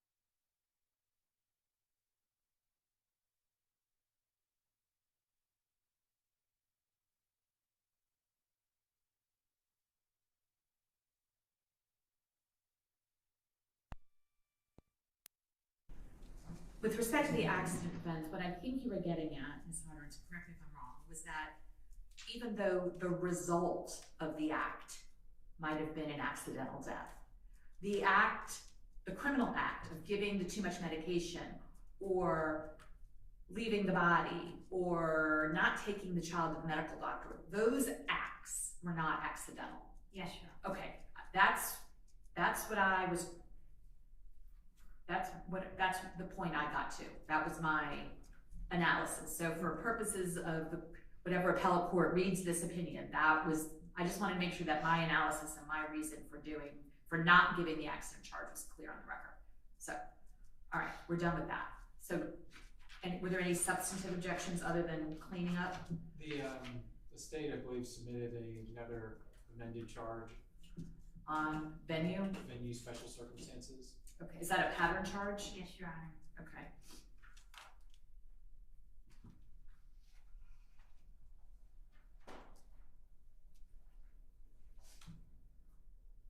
All right, what's your objection to that? What that is referencing in the pattern, Your Honor, is a crime that took place in more than one county. If it can't be determined where that crime took place, but it can be proved in any county in which the evidence shows beyond a reasonable doubt that it might have been committed. I think the state wants this for the phone call between Teresa and Ava, where they don't know if this was in Fulton County or in DeKalb County. This wouldn't be a crime that was necessarily committed in more than one county. It's that they don't know and can't prove it.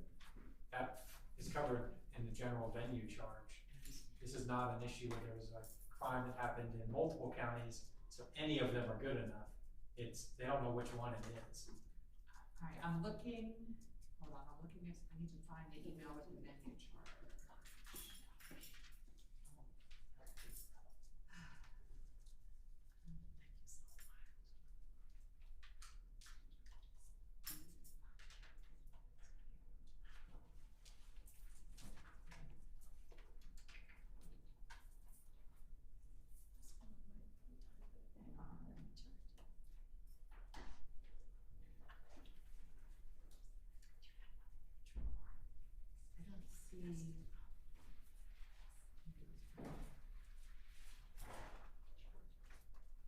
Do you have the proposed charge?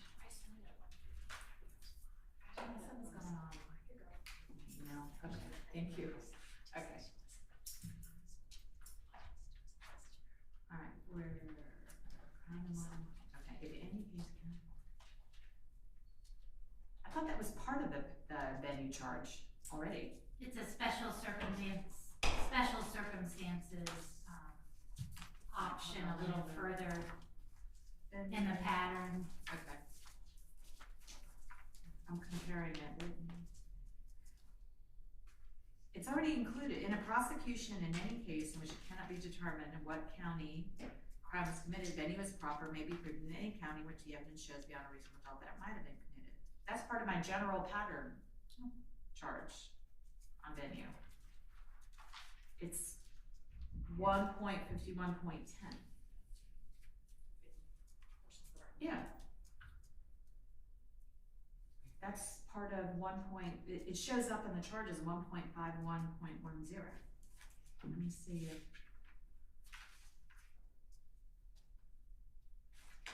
Oh, wait a minute, hold on. Special circumstances. I think you emailed the wrong, you might have emailed Caroline the wrong. No?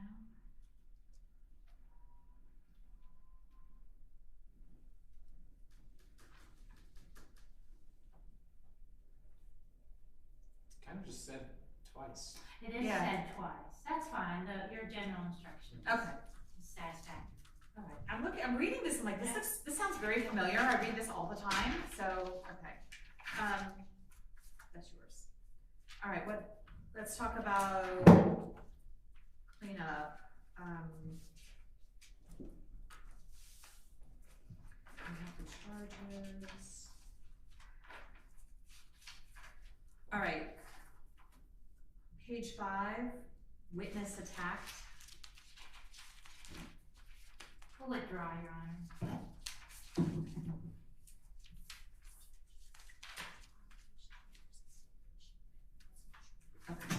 we added, let me go back to page 3. We added stipulation number 5 about William Hamilton Senior. Were those dates correct? I think they are. Yes, They Your look Honor. right. No objection. Okay. March or is it? Oh, it's March 2nd. March 2nd. March 2nd? Okay, we'll change it to March 2nd. Okay.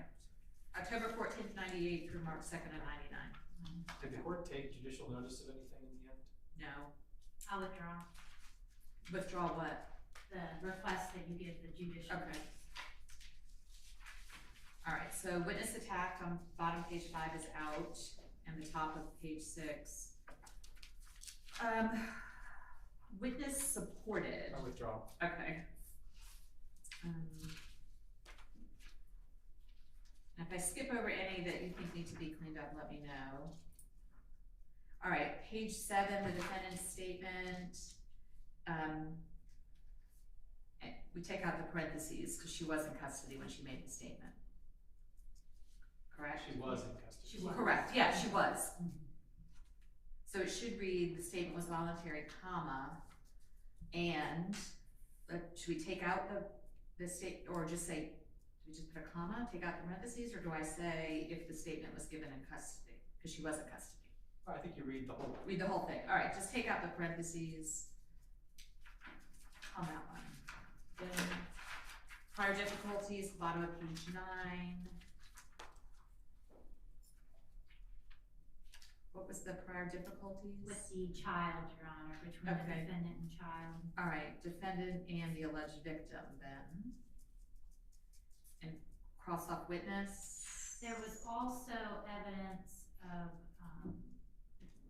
the gun being pulled on the father. But that wasn't for prior difficulties, it was for her That credibility. was, and her state. yeah, that was something else. I'm not gonna, no. And I think I told the jury to disregard that anyway. Didn't I? No, you're not, you read it, it's an Oh, I gave a limiting instruction? Oh, because it was introduced for the limited purpose, okay. Well, it all runs together after a while. I think the second parentheses for witness needs to be struck through as Yep, well. yep. And the reasonableness of any alleged fears by the defendant or alleged victim, that goes towards a Agreed. self-defense. Agreed, okay. Nothing about prior convictions. Withdrawn. Okay.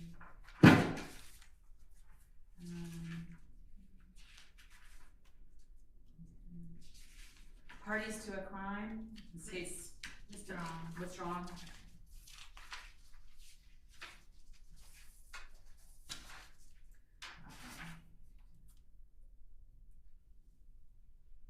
All right, bottom of page 13, I think what's highlighted is fine to leave in. The felony murder are specifically attached to the cruelties of the indictment. Yes, Your Okay. Honor, aggravated assault should be removed.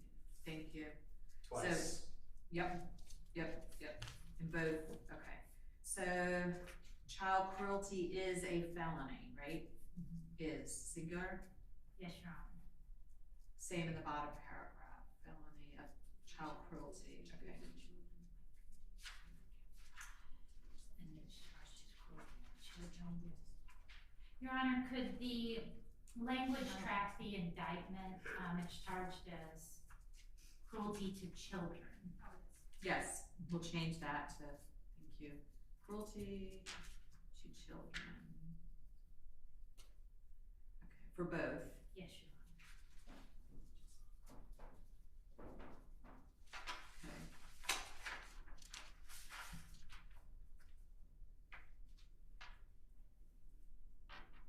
All right,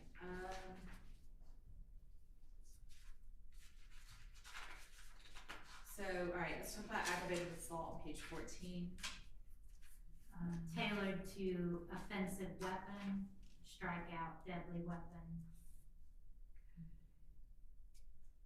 Oh, hold on, let me see what it's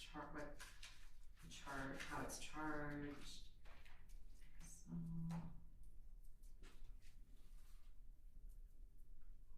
use offensively, okay, offensive weapon. All right, and then take out the committed an act that placed the person in reasonable apprehension and just go with the first parenthetical. Yes, Your Honor. All right, then cruelty cruelty to children.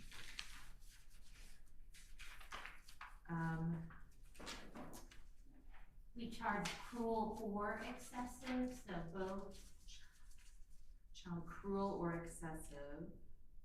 and then physical or mental. Maliciously cause cruel or excessive and physical or mental pain. Yes, Your Honor. Okay, so if we could change those to reflect that. And then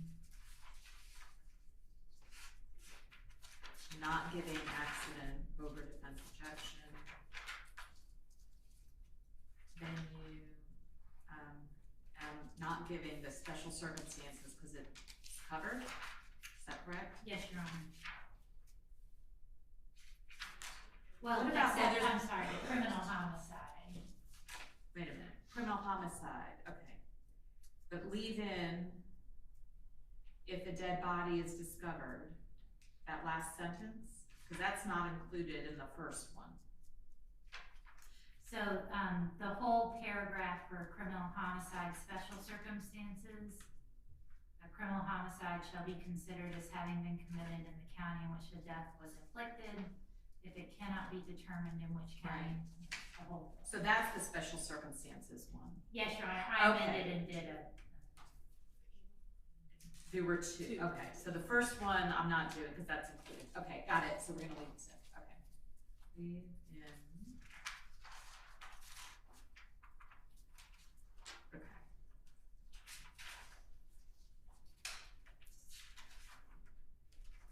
All right. The only other thing that was highlighted was on page 17, but that looks okay to me. That's correct, Your Honor. All right. Any other issues or objections? Not from the state. Okay. Alrighty, then we'll start up tomorrow morning at 9 with closings. So each side has 2 hours, is that right? Yes, Your Honor. Okay. Alright, so we'll probably do closings, see what time it is, break for lunch, then come back and do the charge and deliberations, is what I'm thinking. Yes, Your Honor. Okay. Alrighty, then you all are excused and I just have a search warrant matter.